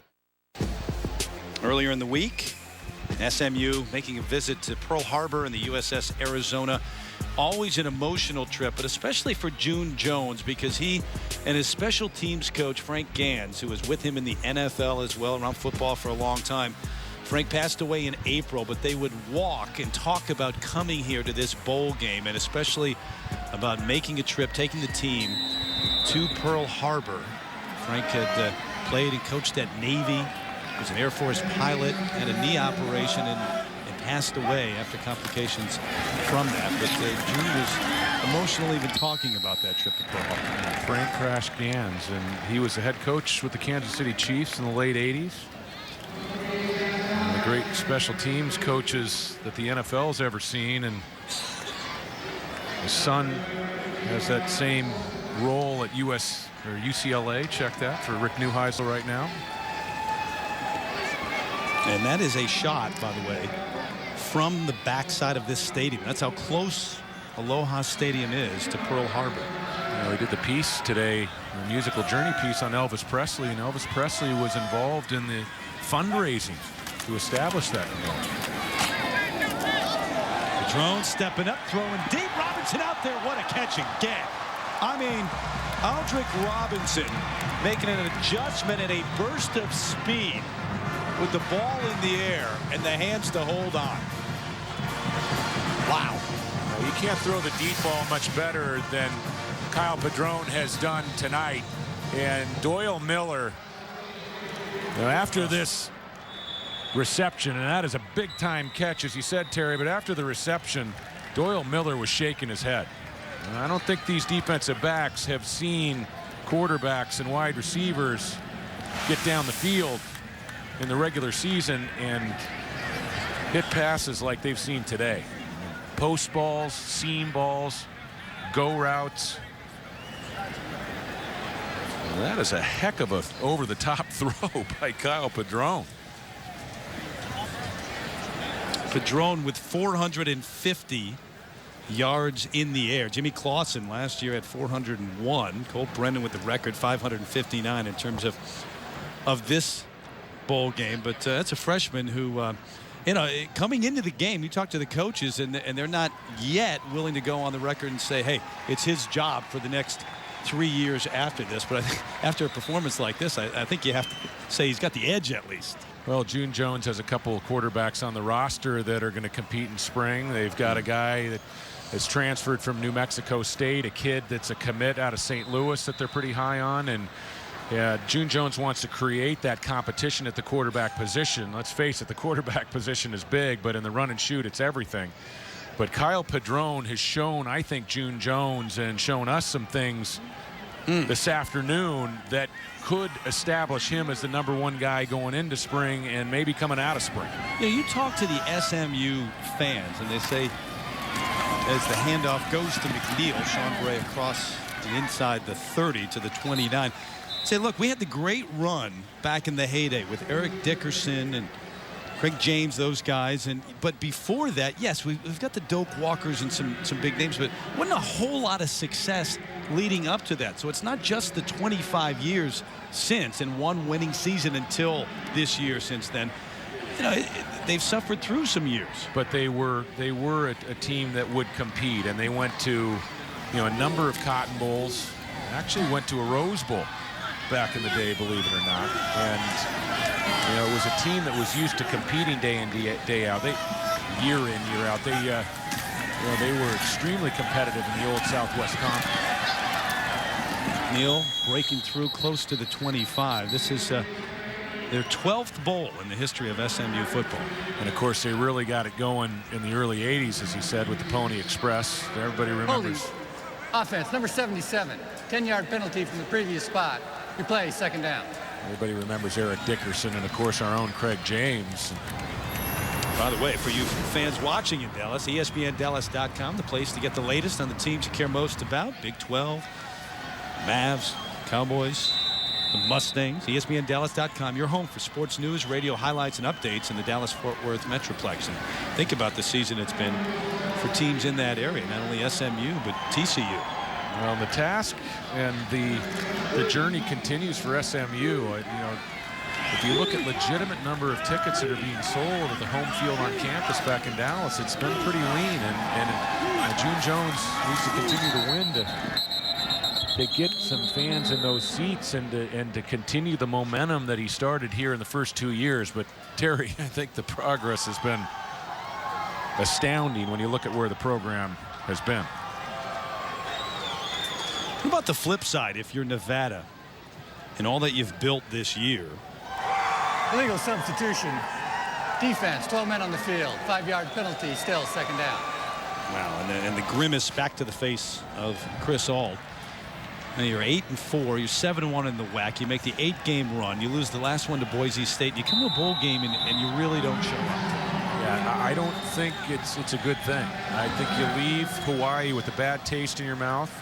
This is going to be the 4th consecutive defeat for Nevada in a bowl game. And granted, they've played some good games and losses. 21-20 defeat to Miami up in Boise 3 years ago, but this is not something that you take too lightly if you're Nevada. Drone still throwing, still connecting. Complete at the 25 to Terrence Wilkerson, the sophomore, 2nd leading receiver on the year. And it just goes to show you cannot take a June Jones offense lightly. And the SMU defense may be the story this afternoon, but people have learned their lesson. June Jones coached at Hawaii that if you're not hitting on all cylinders, you're not sharp in terms of your responsibilities, a secondary or pass rush, this run and shoot offense can embarrass you. Wilson stepping in as the defensive coordinator for this game. Timing is everything in life. Padrone runs out of bounds inside the 20, so they will move the chains again. He's hurt at the end of this.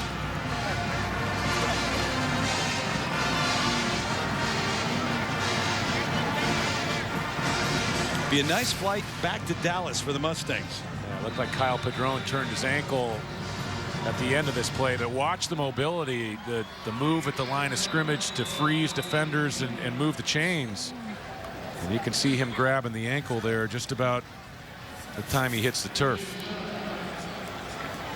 That right ankle.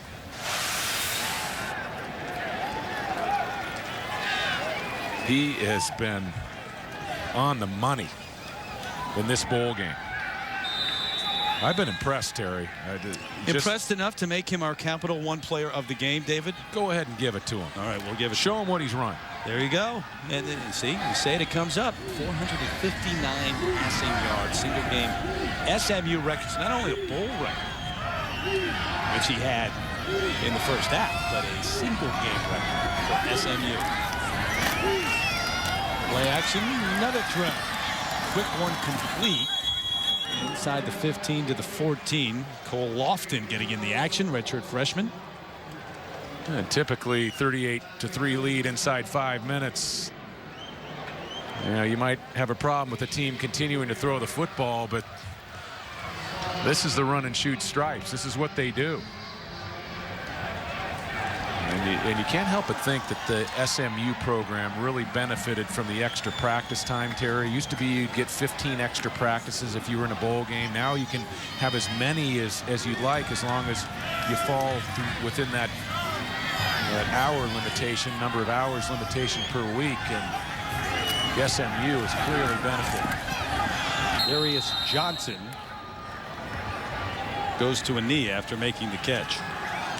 Don't forget, coming up next, SportsCenter comes your way. And you can tune into ESPN News for a post-game extra to wrap up our game immediately following the game. You can log on to ESPN360.com for live coverage of the trophy ceremony here from Aloha Stadium. What we're saying, David, is we got options. There it is. Our very own promo down on the field. So SportsCenter next. 3 minutes, 32 seconds to go. So this is our last broadcast of the year. It's been quite a journey, to say the least, with you. Not only the musical journey all over the country, but in the booth, too. Look ahead to the national championship game. I want to get your take on that and what we'll see in Pasadena on the 7th. Well, I think Texas is very fortunate to be in that game after what happened down the stretch against Nebraska. And I know that Coach Mack and Colt McCoy, a couple of my favorites, they're very relieved that Hunter Lawrence hit that 49-yarder to take them off the hook. But I think it's going to be a terrific game. It's in a great setting. the Rose Bowl has been a great spot for national title games. The last time we saw two teams line up for the national title was Texas and USC, and that might have wasn't bad. Wasn't a bad game at all. Yeah, and the people from Texas also kind of happy there was 1 second left at the end. That's right. That's right. That's what I'm saying. But I think right now, if you ask me my feeling on that game, I think Alabama is the team playing with the momentum right now. I like Alabama to win that football game. Heisman Trophy winner, though. McNeil to the end zone. And they just keep scoring points here in Honolulu.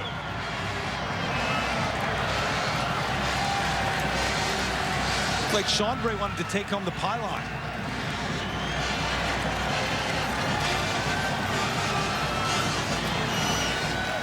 There is a flag, but it's at the end of the play, and it might be the celebration. The result of the play is a touchdown. After the play, unsportsmanlike conduct. Offense, number 8.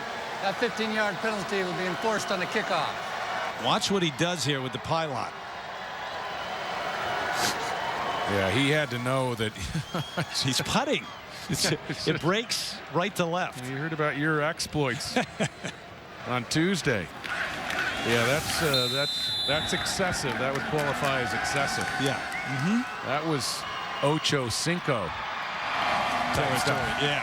Zemanski for another extra point. And it's 45-3. He missed the putt a little bit to the left, but they get June Jones with the Gatorade of the water.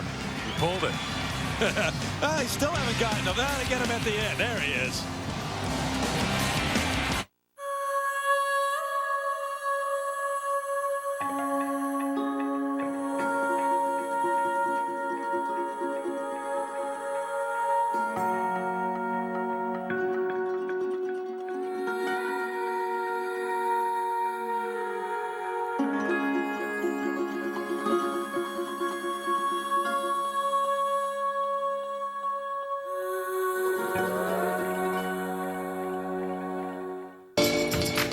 His reputation is expanding faster than the universe.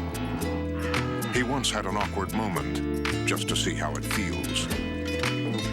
He lives vicariously through himself.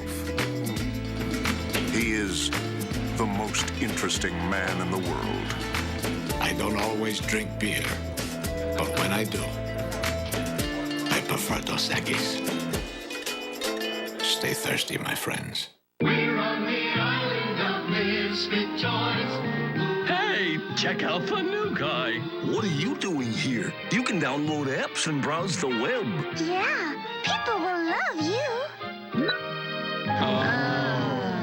You're gonna fit right in here. With 5 times more 3G coverage than AT&T, Verizon Wireless is your destination for great gifts. Right now, buy one Droid Aeris with Google by HTC and get one free. Verizon Wireless. Could switching to Geico really save you 15% or more on car insurance? Does Charlie Daniels play a mean fiddle?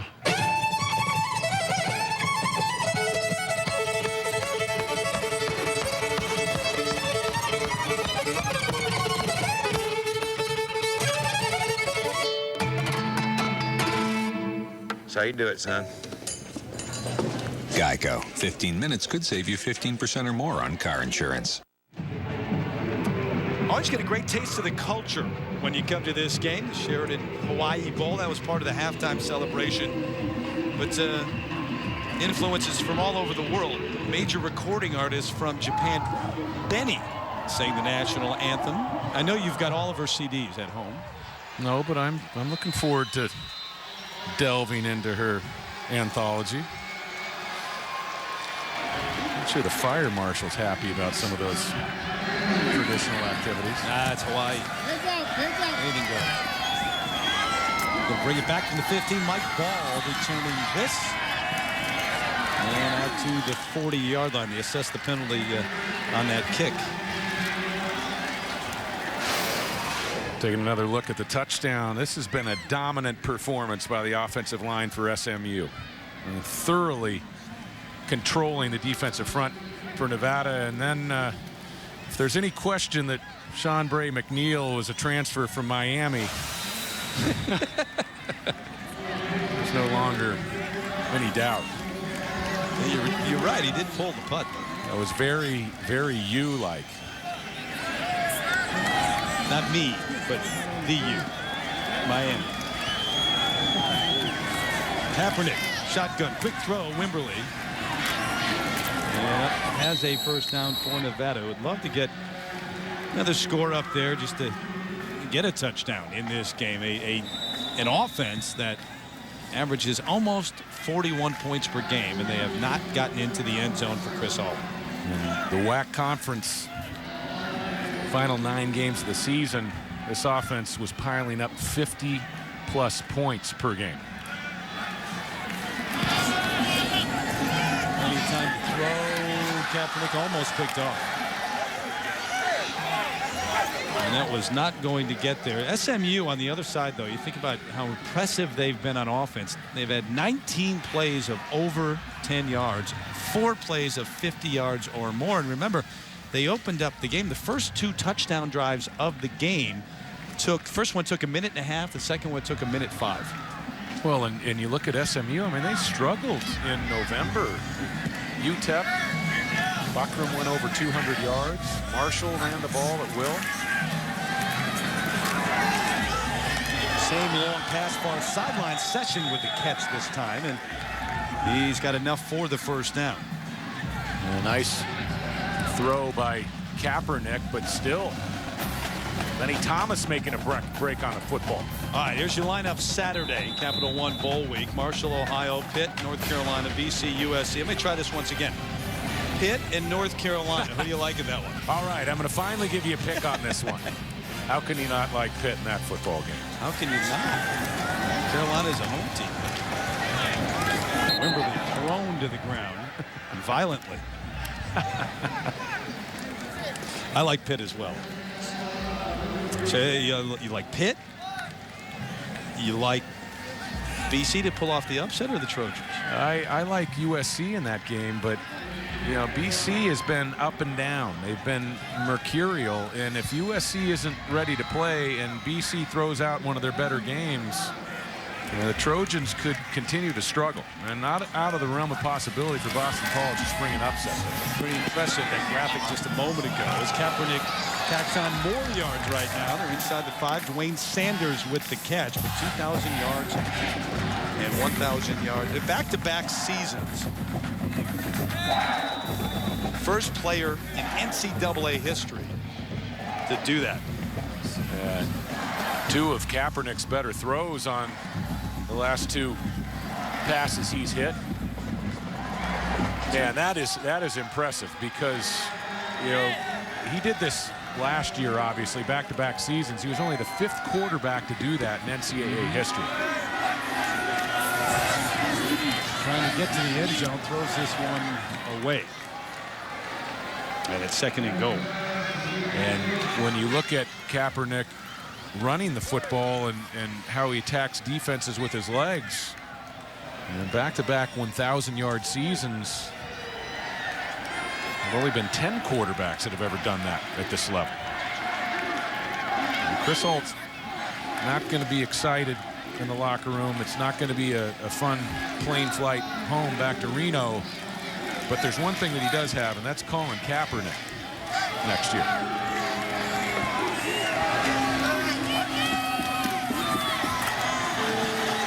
Stepping up. They got a hold of him now. Had the jersey at the 11, and down he goes.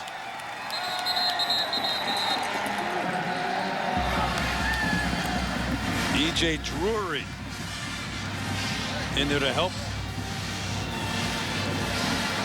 Timeout for Nevada, and Wolfpack going to try to rescue some dignity and respectability, if you call it that. 45-10 looks a little bit better than 45-3.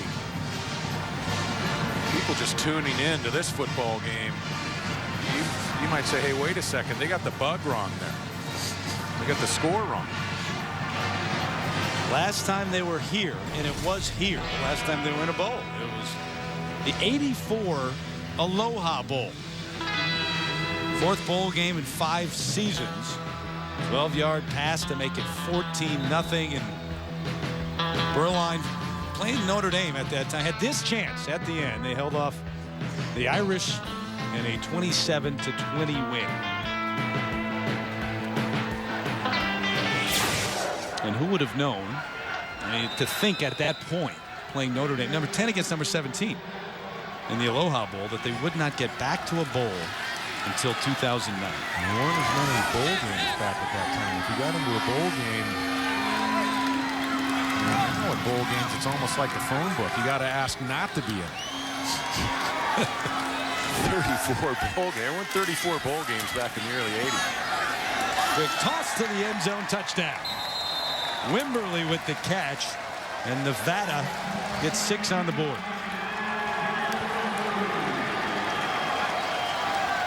And a moral victory, if anything, right now for that offense. And Colin Kaepernick looked pretty impressive on the second half of this drive. Made at least 3 throws that were right on the money and not easy throws. Ricky Drake on for the extra point, up and good. Drake, the junior from LA. But Brandon Wimberly, just a redshirt freshman who led them in receptions and receiving yards all year long, makes it a 45-10 game. Don't forget, SportsCenter coming your way on ESPN. ESPN News will give you a little post-game extra, wrapping things up from Aloha Stadium, and then you can go to ESPN360.com to watch the trophy ceremony live. And by the way, a little extra for those of you in Dallas on ESPNDallas.com.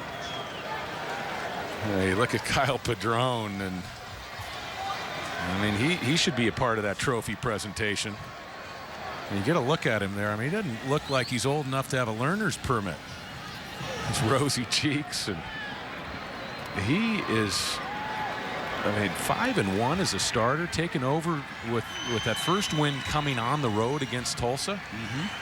You know, the lone defeat down the stretch for Kyle Padron and SMU was a 3-point loss against Marshall on the road. Don't look now, but SMU was back. Well, and the scary thing about it, too, is if you talk to June Jones, you talk to the coaches, they'll say, he doesn't really have an entire grasp of the offense yet. He doesn't have a grasp of everything we're trying to accomplish.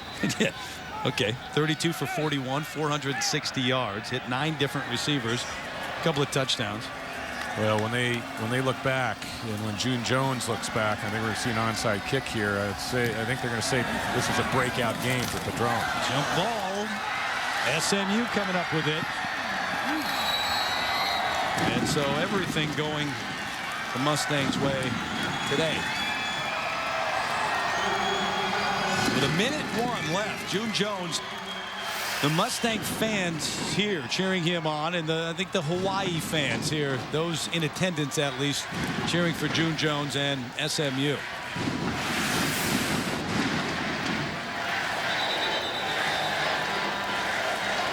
Fireworks going off in the distance. Well, the end zone at least. Short distance. And they're getting ready to race onto the field and celebrate this one. Nevada with 1 timeout remaining, and SMU can comfortably go to a knee and bleed the clock to zeros. And there's a smile from June Jones. It's about as big a smile as we've seen from him in 15 years. You're right. Padron to 1 knee. The clock continues to run. You know, he said at the beginning of the year the goal was to win 6 games. He's very honest with his players and talks about you have to win this game, that game, what games you can afford maybe not to win, but 6 wins. That was the goal. They got to 7. They surpassed that. Now they're going to have a bowl win here in the Sheraton Hawaii Bowl. Well, the story getting back into the bowl game for the first 25 years, that's special. But you also look at SMU. You could tell when they got off the plane that they were thrilled to be here, and that was exciting. And then to come in and play Nevada, the top rushing offense in the country. They win 45-10. And SMU has a lot to be proud about. A once proud program is back in the national spotlight. June Jones, the man who has brought it to this point, 45-10.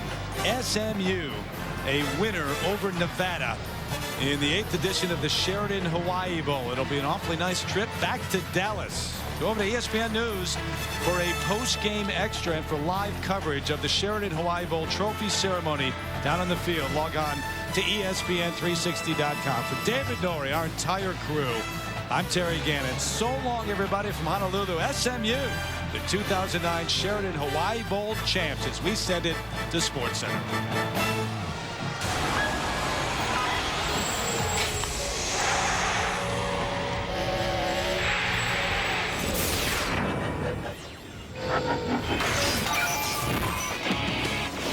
You will never see a 1-2 punch like that ever again in the history of the game. This is SportsCenter. Aloha! June Jones. SMU stampedes Nevada's Wolfpack. Meanwhile, Pete Carroll still awaiting word on Joe McKnight. The saga of Stephon Johnson ends on a positive note still. He won't forget that panicked race against time. In the back of my mind, it's like, man, this could probably be it. From the NFL, what the Cowboys exposed about the Saints, in which AFC pretenders will make the playoffs. And talk about great gifts, we go all access with the Lakers, plus LeBron's top plays. SportsCenter, right now. Oh, no! Oh, my! Yes! My goodness!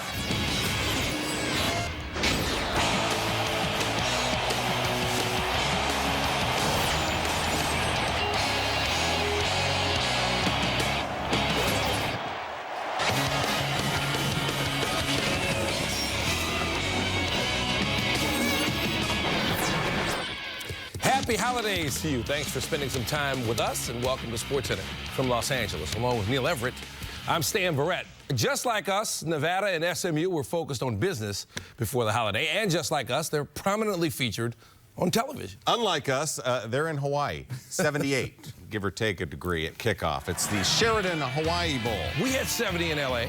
Did we? It felt like a chilly 70. There he is, June Jones, SMU. First bowl appearance in 25 years. They're 1-11 in his first season. He said he'd turn around. He did. Did the same thing at Hawaii. 9 seasons there. Came after the team that had a winless season in 98, made a bowl game in 99, went 51-19 at Aloha Stadium, not counting the bowl games, went to the Sugar Bowl, got run by Georgia, but that's another story. He's got a true freshman at quarterback. Kid's name's Kyle Padron, and Kyle Padron has got the run and shoot down. Of course, June learned the run and shoot from Mouse Davis when he played at Portland State long ago. First time they had the ball, Padron to Cole Beasley, 71 yards. And that's a 1st and goal for the Mustangs. Now check out Aldrich Robinson. Look at, my man.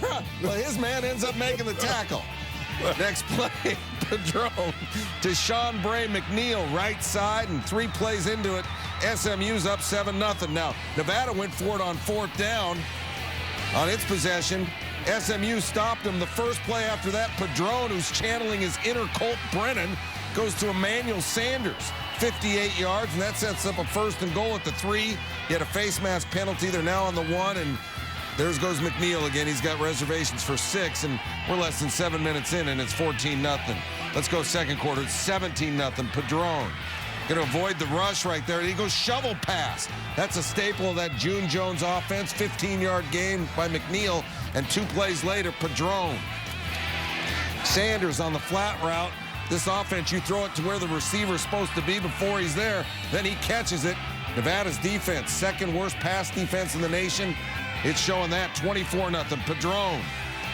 Kid's going to scramble right before half, so he's getting it done with his arm and his feet. And then on a 2nd and goal, how about Cole Beasley? He can walk in a tightrope right there. Padron hits him. Take another look. They took another look on the field and squeezes the ball and gets those feet down. Play stands. Padron, 303 yards, 20 of 26, and 2 touchdowns in the first half. It was 31-0 at the half. It ended up 45-10. The power of Poi working for June Jones. Well, SMU June Jones has got them heading in the right direction. They went 1-11, as I mentioned. Now they finished this season 8-5. They are the most improved team in the FBS, or the artist formerly known as Division I. Did the same thing in '99 with Hawaii. They went 9-4, won the Oahu Bowl after going 0-for in 1998.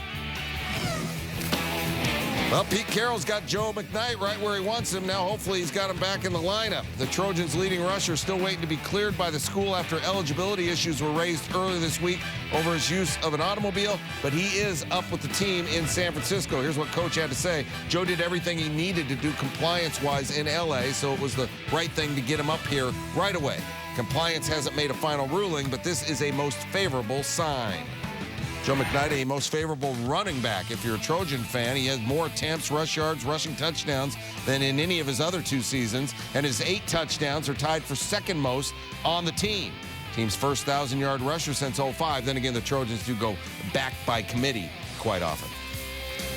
Once upon a time, Kobe Bryant and Shaquille O'Neal facing off would have been the storyline for the NBA's Christmas Day showcase.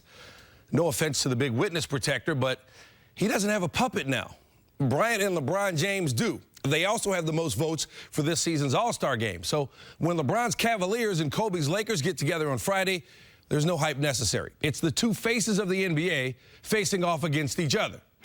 And here's how LeBron and Kobe stack up this season. LeBron averages more rebounds and assists per game, but Kobe is king when it comes to points per game and 40-point games. Kobe and LeBron second and third in the league in scoring, both of them behind Carmelo Anthony, who leads the NBA.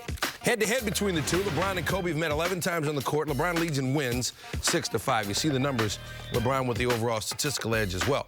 Here's hoping someday they'll meet in the NBA Finals. For now, though, it's Cavaliers and Lakers on Christmas Day. Kobe, again, not just facing LeBron, but also his old running mate, Shaquille O'Neal. My, how things have changed. It's tough to say you do anything different, on the court. I mean, because we've milked the cow. Then outside of that, once we both went our separate ways, I do everything the same.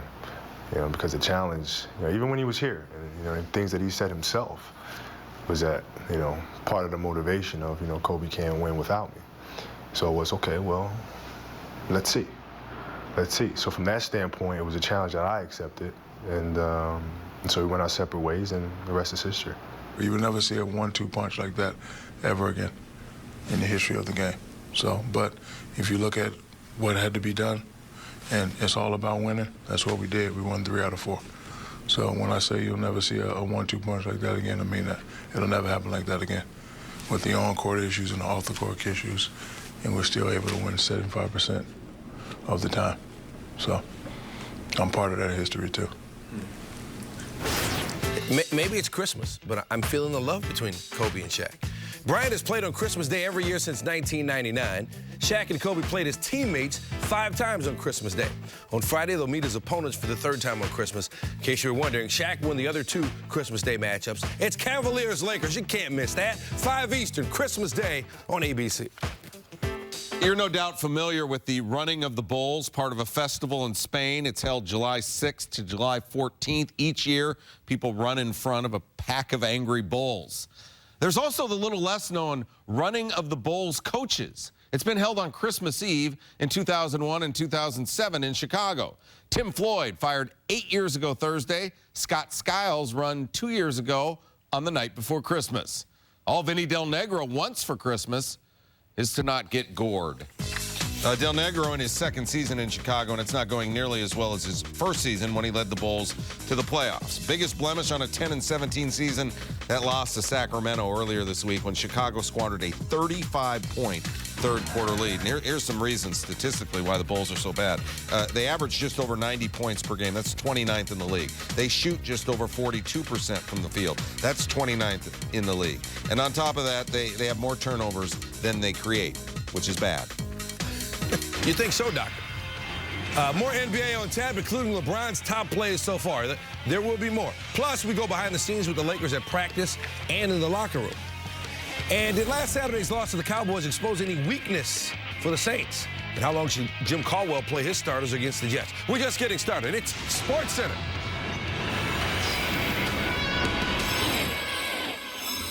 It's been said that a man's home is his castle, and truer words were never spoken when that home is in the hands of this father and son team.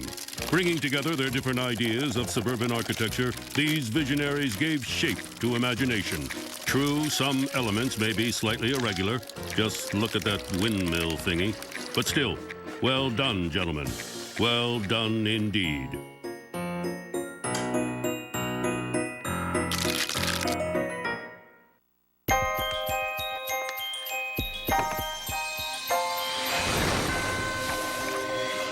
Two decades of craftsmanship, luxury, and exhilaration. Felt in an instant. Celebrate our 20th anniversary at the Infinity Limited Engagement Winter Event by January 4th and take advantage of our best offers of the year. Brighten the season with the G Sedan for $349 a month or 0% APR on select models. Critics and audiences agree. Invictus is great entertainment. And now it's been nominated for 3 Golden Globe Awards. Best Actor Morgan Freeman, Best Supporting Actor Matt Damon, and Best Director Clint Eastwood. This is our destiny. Invictus, rated PG-13. I'm here with Troy Polamalu. Tell us about the goal line stand. Well, I owe my great hair to Head & Shoulders. It's for more than just dandruff. That's not what I asked, Troy. Isn't it? No. Isn't it? Yes. Head & Shoulders, 7 benefits, 1 bottle. Sports Center, brought to you by the most valuable puppets. See them at NikeBasketball.com. And Frost Brewed Coors Light, the world's most refreshing beer. What to watch Friday? This AFC matchup, Chargers-Titans. San Diego's winners of 9 straight. They're in Tennessee. Tennessee's got Chris Johnson, 9 straight games of 100 or more yards. Doesn't look like he's going to catch Dickerson. How about the Titans, though? They start 0-6, and they're still in the playoff hunt. More than winning them all, the Colts would just like to have them all, as in all of their key players for the playoffs. Dwight Freeney is their most important defender, and he returned to practice on Thursday, though he was limited by an abdominal injury. Peyton Manning also got a mention on the injury report, too, because of a sore glute, but he's okay. In fact, he's been such a pain in the butt for opposing defenders that he's a runaway choice in an informal poll of MVP voters conducted by the Indianapolis Star. They want to know now. But how much will he play Sunday against the Jets? Rachel Nichols searching for that answer. The Colts are clear about one thing. Healthy starters will start this week against the Jets. How long they'll stay in the game? Well, that seems to depend on who you ask. Coach Caldwell's instructions were the same as they have been each week. This is what we need to do to win the game. Please go out and do them. So if it's tight at the end, do you see yourself playing the whole game?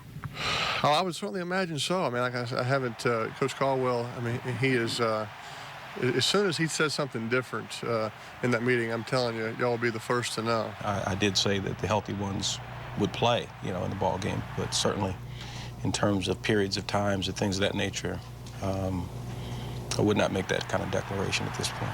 Last week, certain players only went into the game on key downs. Players said they could see even more of that this week, particularly on the defensive side of the ball. Defense side of the ball, you really don't need nothing to get rhythm. I mean, we just running and hitting. So our defense is we just need to be healthy type situation. Offense may be a little bit different. I think timing for them would be more important. I guess, you know, receivers, whatever, quarterback, I don't know. But defensively, definitely, health is most important. I think it's different from position to position, even guy to guy. The Colts said again this week that an undefeated season just isn't that important to them. And apparently, it's not just a public line. I spoke to Peyton's father, Archie Manning, and he said that up until last weekend, he'd had conversations with several members of the Saints organization about the lore of a perfect season, but that he hasn't had that conversation even once with his own son. In Indianapolis, I'm Rachel Nichols, ESPN. Manning also chasing a milestone. He's just 159 yards shy of becoming only the 4th player to throw for 50,000 yards in his career. Brett Favre leads the pack, followed by Hall of Famers Dan Marino and John Elway. More NFL now with Trey Wingo. Trey Wingo and Mark Schlereth here with the Coors Light Cold Hard Facts, a 6-pack of NFL questions. Mark, let's start with the Indianapolis Colts. How much should Peyton Manning and company play as they try to go to 15-0 against the Jets, and the Jets are trying to get into the postseason? I think you play to win this game. I think you play the entire game. Yes, I mean, you look at that. Yeah, you play to win the game. I look at the Indianapolis Colts right now. Rhythm is one thing. Timing is another thing that you want on your side, especially when you're an offensive-driven football team, and you don't get that by sitting on the sidelines. Hey, play your guys if they're healthy. Peyton Manning, by the way, 159 yards shy of becoming the 4th quarterback in NFL history to throw for 50,000 yards. All right, the Saints are coming off something unusual, a loss.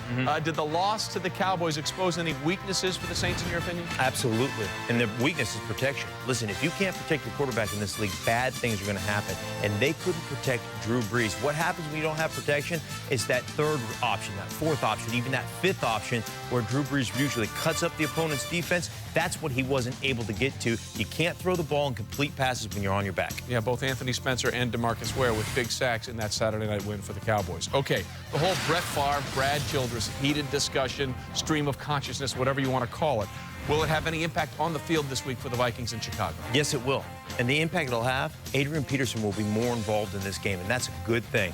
I think both of those guys are going to talk to each other as they have. They look at each other and say, okay, this is what we need to do. This is the guy we need to run hard to make sure we give ourselves the best chance at a championship, and that's what this is really all about. And we'll find out how that plays out. The final Monday night game of the regular season will be the Minnesota Vikings at Chicago on ESPN. Back with more of the Cold Hard Facts in a minute. And they're going to tell you what Vince Young and the Titans have to do to upset Phillip Rivers and the streaking Chargers on Christmas night. And will the Eagles effectively end the Broncos season on Sunday? Trey and Mark with the cold, hard answers coming up. We told you earlier in this show about Joe McKnight rejoining the USC football team. He hopes to be able to play in their bowl game against Boston College Saturday. Stephon Johnson hopes he's able to play again professionally. But right now, he's just thankful he can cheer aloud for the Trojans. That after a weightlifting accident almost killed him earlier this season. For the first time since dropping a bar on his neck and crushing his voice box, Johnson speaks publicly to our Shelley Smith in this Outside the Line.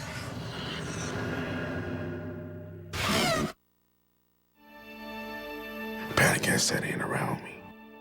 I felt it in that weight room. I felt it in the ambulance ride. I felt it in the emergency room, and I definitely felt it in my heart. So I just closed my eyes and started to pray. My mama had sacrificed so much for me, going through this to the end. My son wasn't going to be without a father. No way, no how. It won't happen. Just a regular day, you know, regular day at the job, at the workhouse, regular day in the lab. Regular day on the bench, regular weight. Next thing I know, I'm gasping for air. Mid-morning, September 28th, Stephon Johnson, with a spotter, was bench pressing 275 pounds in the USC weight room when the bar slipped from his hands and fell on his throat. How does that happen when you have a spotter?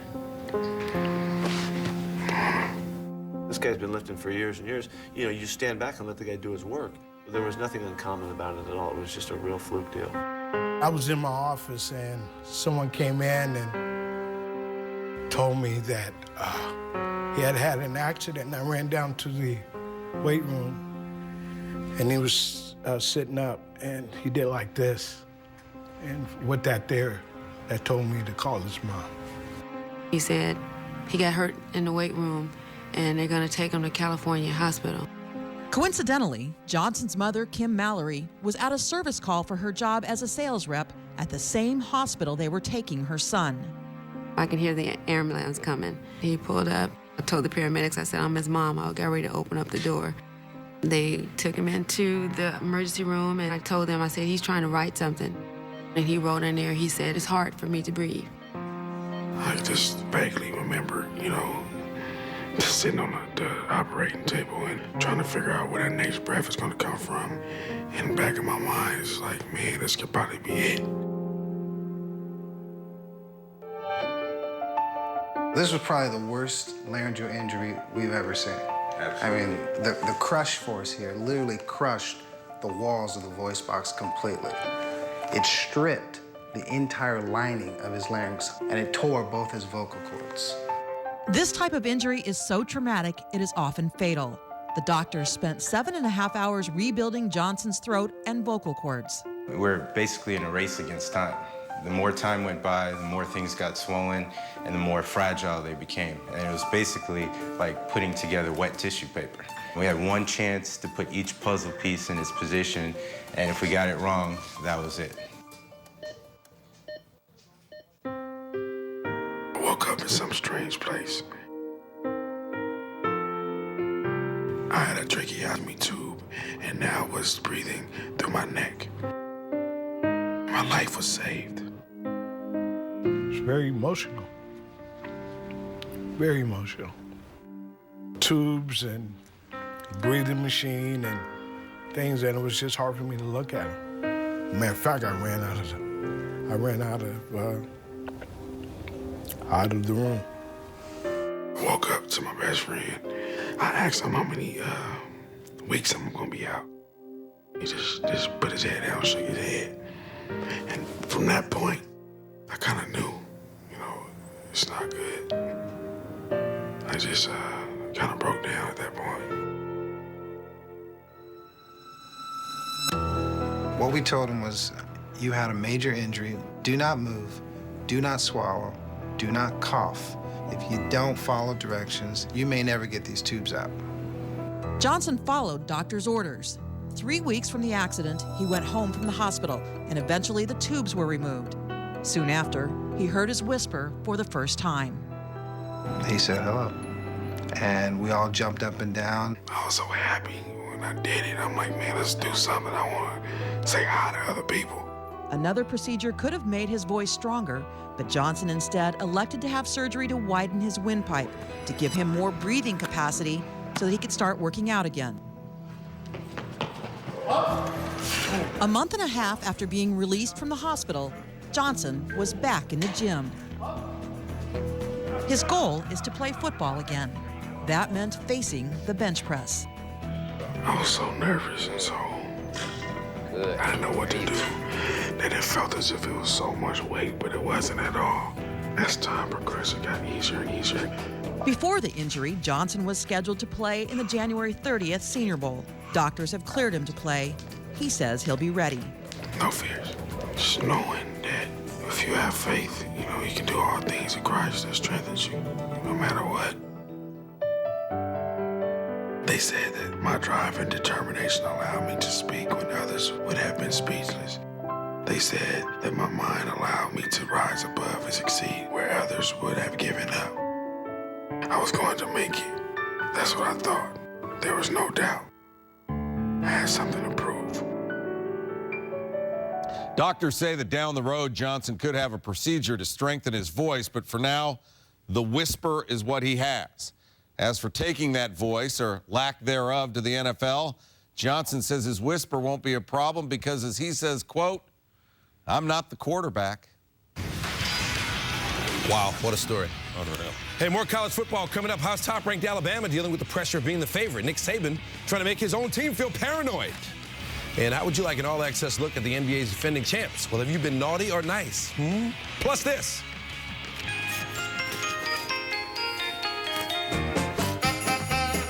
Join Boomer and the gang for Sunday NFL Countdown, 11 a.m. on ESPN.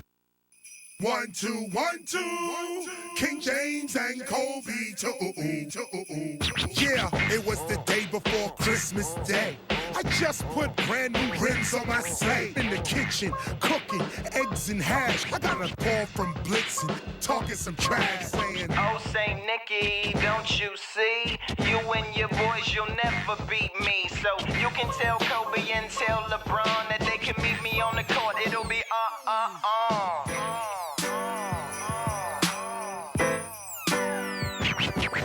Now Blitz Ice grilling like, put him up. It ain't take long for Kobe to shut him up. All right, Blitz, the game is to 10. LeBron, check it out, show him how we get it in. Now he all nervous, tension brewing. Vixen was trying to talk some sense into him. LeBron threw the ball and began to giggle like, look at this reindeer, he can barely dribble. Come on, Bron, show some some respect. He got hooves, not hands. What the heck you expect? Kobe stole the ball, tossed him up.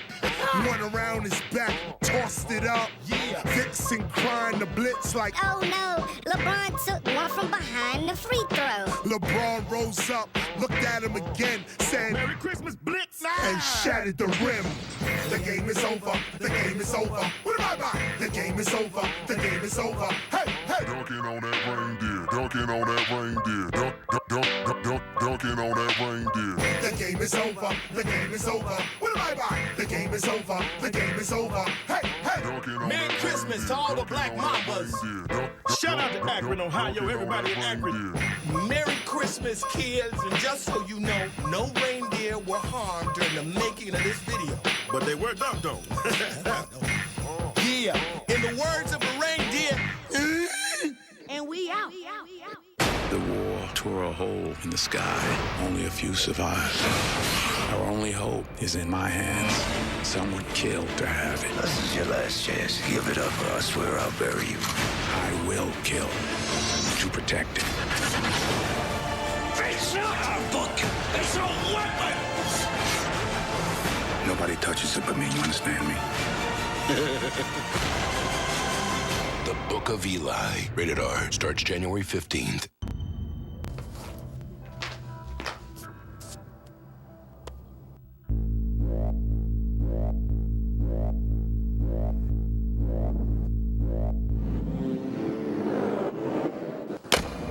Hi, I'm Monica Abbott. The road to success is never easy, and no one gets there on talent alone. Introducing the K Factor, a unique system designed to help pitchers take their game to a whole new level. By combining a resistance system with basic pitching drills, the K Factor focuses on the importance of proper mechanics. Pitchers at all levels will learn to increase arm speed, maximize the length of the arm circle, and strengthen the wrist for better snap. Use the K Factor as part of your daily workout or during your pregame warm-up. You'll develop healthy muscle memory, build strength and endurance, add overall velocity to pitches, and achieve consistency on the mound. There has never been a tool more valuable for your performance. Order the K Factor now and start reaching your maximum potential.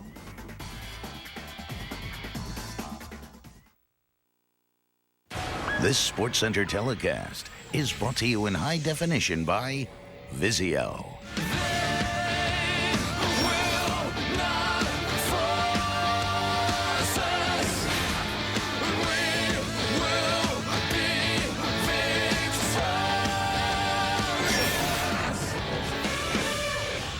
Hey, you never know what you might find on SportsCenter.com. Friends, right now, we're helping Santa to decide who's been naughty and who's been nice in sports this year. You can feel free to leave your comments on that at SportsCenter.com. Chris Berman's in the holiday spirit, too, with a 2-minute drill.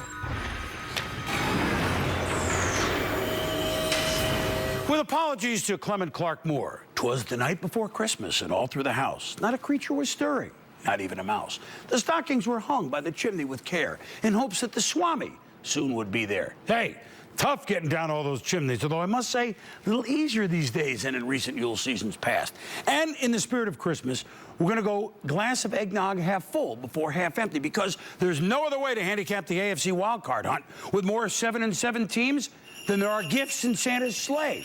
The Titans have fought their way back to 500 for Old St. Jeff, which speaks to the way they approach football, hard-nosed. 0-6 and crushed in the snow, 7-1 since. Now dashing through the snow with Chris Johnson, who could be just the 6th ever to rush for 2,000 yards. He needs 270 against the Chargers and at the Seahawks. The Dolphins have also been heavyweight fighters that got up off the mat. They started 0-3, but they're still hanging in. They hope 2 home-cooked holiday meals against Houston and Pittsburgh is the trick, hoping that they can regain last year's plus 17 turnover form rather than this year's -7. Houston comes into South Florida revved up. Matt Schaub, DeAndre Johnson, a beast to defend. We all know the Texans bah humbug. They've never finished 9-7. Is this the year? Jacksonville did everything but beat the Colts, and they've had a wonderful youthful makeover season. Their best players, what do they all have hyphens? That's the yeah. But the but is they finish on the road at New England, at Cleveland. The Jets, #1 in points allowed, overall D, pass D in rushing offense. But they're at the Colts. Last time we checked, Indy hasn't lost yet. New York hosts the Meadowlands finale, Week 17 against Cincinnati. Oh yeah, then there's the defending champs. When the chips are down, even when they put them there, they come through at the very end. We can say it must be be in Big Ben's DNA. What's left to avoid going from the Lombardi Trophy to the postseason couch? Slugfest at home to Baltimore and at Miami. Every one of those teams is hoping the Steelers knock Baltimore down to 8-7 and that Philly knocks Denver down to 8-7 Sunday as well. Then, Week 17 in the AFC will be like shouting, "Mom!" in a toy store. Speaking of the Broncos and the Eagles, here's proof that you can go home for Christmas. Brian Dawkins, for so long the heart and soul of the Eagles defense, for so long a pillar in the clubhouse, a hero in the city. After 13 years and more games than anyone in green, comes back as a visitor for the first time. And his play and his leadership have been inspiring for Denver, as expected. I'll never forget sitting with Doc in the midst of last season's Eagles playoff run. As long as the passion is where it is right now for this game, that I can go out and run myself full speed into a 260-pound individual and not think about it twice before I do it, I'm going to continue to do it. If I can leave this game, and when that time comes, which is not now, and people say that this cat gave everything that he had and he played with an unbelievable energy for his teammates, I would love that. And before we get lost on all this perceived quarterback-coach stuff in Minnesota, can we be real for a moment? It's a long season. Brett Favre wants to play and win, so does Brad Childress. That's why Favre became a Viking, because he thought they and he could win a Super Bowl, which they can. Sure, we're hearing the "I told you so's." He's 40, he won't make it, he shouldn't have come back. Are you kidding? Isn't his playing football one of the greatest gifts a fan could have received this season? Where else will we see game-winning throws like this? Downfield blocks by the quarterback like this. Passes to himself like this. Passes to opposing coaches like this. Lasers all over the lot. Running all over the yard. Still having a blast. I remember some of my swamis of Christmas past sitting with number 4. I hope I've given people a ton of joy, as much as it has been for me to play. I hope people say, man, hey, I don't necessarily like Brett, but I like watching him play. Man, that's flattering. He's still great at his craft, and he still acts like a kid at Christmas when he's at work. Isn't that what we all aspire to do anyway? As for the Schwam, we aspire for a little better holiday sailing than the last time out of the water. A 5-1 week followed up by an 0 for sorry. Not exactly chestnuts roasting on an open fire. Ah, humbug! Come on, man! Okay. You know, if there's anyone we should pull for this holiday season, it's got to be the Bengals. With all they've been through, Chris Henry's funeral this week, they still have a chance to clinch just their second playoff berth in 19 seasons. Here it is at home, 31-13 over the Chiefs. And what about the Saints? So the Saints won't be undefeated. How about the number 1 seed in the NFC? That ought to be good enough. 34-14 at home over the Bucs. They're the best. They're the best. Absolutely the best. What do you guys think? They're the best? All right. Big faves are not my usual MO, so maybe this is a Christmas trap. But the Bolts are getting points. Hello, 24-23 at the Titans. Go Chargers, go. Could Baltimore ever beat the Steelers with Big Ben? Maybe. This is it. 21-20 Ravens. The new boss shows up, and the Redskins show Bruce Allen that? Maybe they'll have a second chance to make a first impression home against Dallas. For their sake, let's hope so. Cowboys to win in a toughie, 23-20. However it comes out, I did hear the Schwam exclaim, ere we drove out of sight, Happy Christmas to all, and to all a good night. 2-Minute Drill, brought to you by Miller Lite. Triple hops brewed for the great Pilsner taste. Taste greatness. Aloha Sheraton Hawaii Bowl. June Jones back at Aloha Stadium. SMU coaching them up. SMU's last bowl game, they beat Notre Dame at Aloha Stadium 25 years ago in what they called the Aloha Bowl. Call that a true freshman. Kyle Padron to Cole Beasley. This is the first possession for SMU. And the very next play, Sean Bray McNeil. He's got reservations for 6, and just like that, about a minute and a half into it, SMU's up 7. Next possession, after the SMU defense had a big 4th down stop, bartender, give me a Padron, to Emmanuel Sanders, 58 yards. That set up a 1st and goal and lead to another touchdown by McNeil. It's 14-0.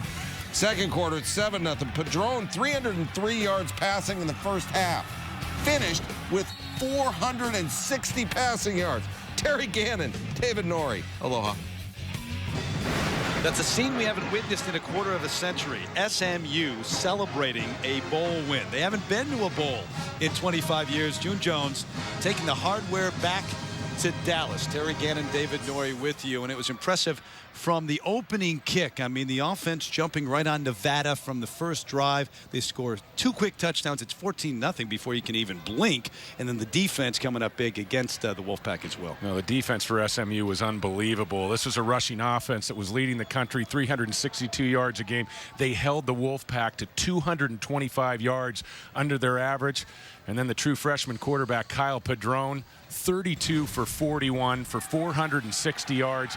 It was the 2 early deep balls that loosened up this defense. It got Nevada.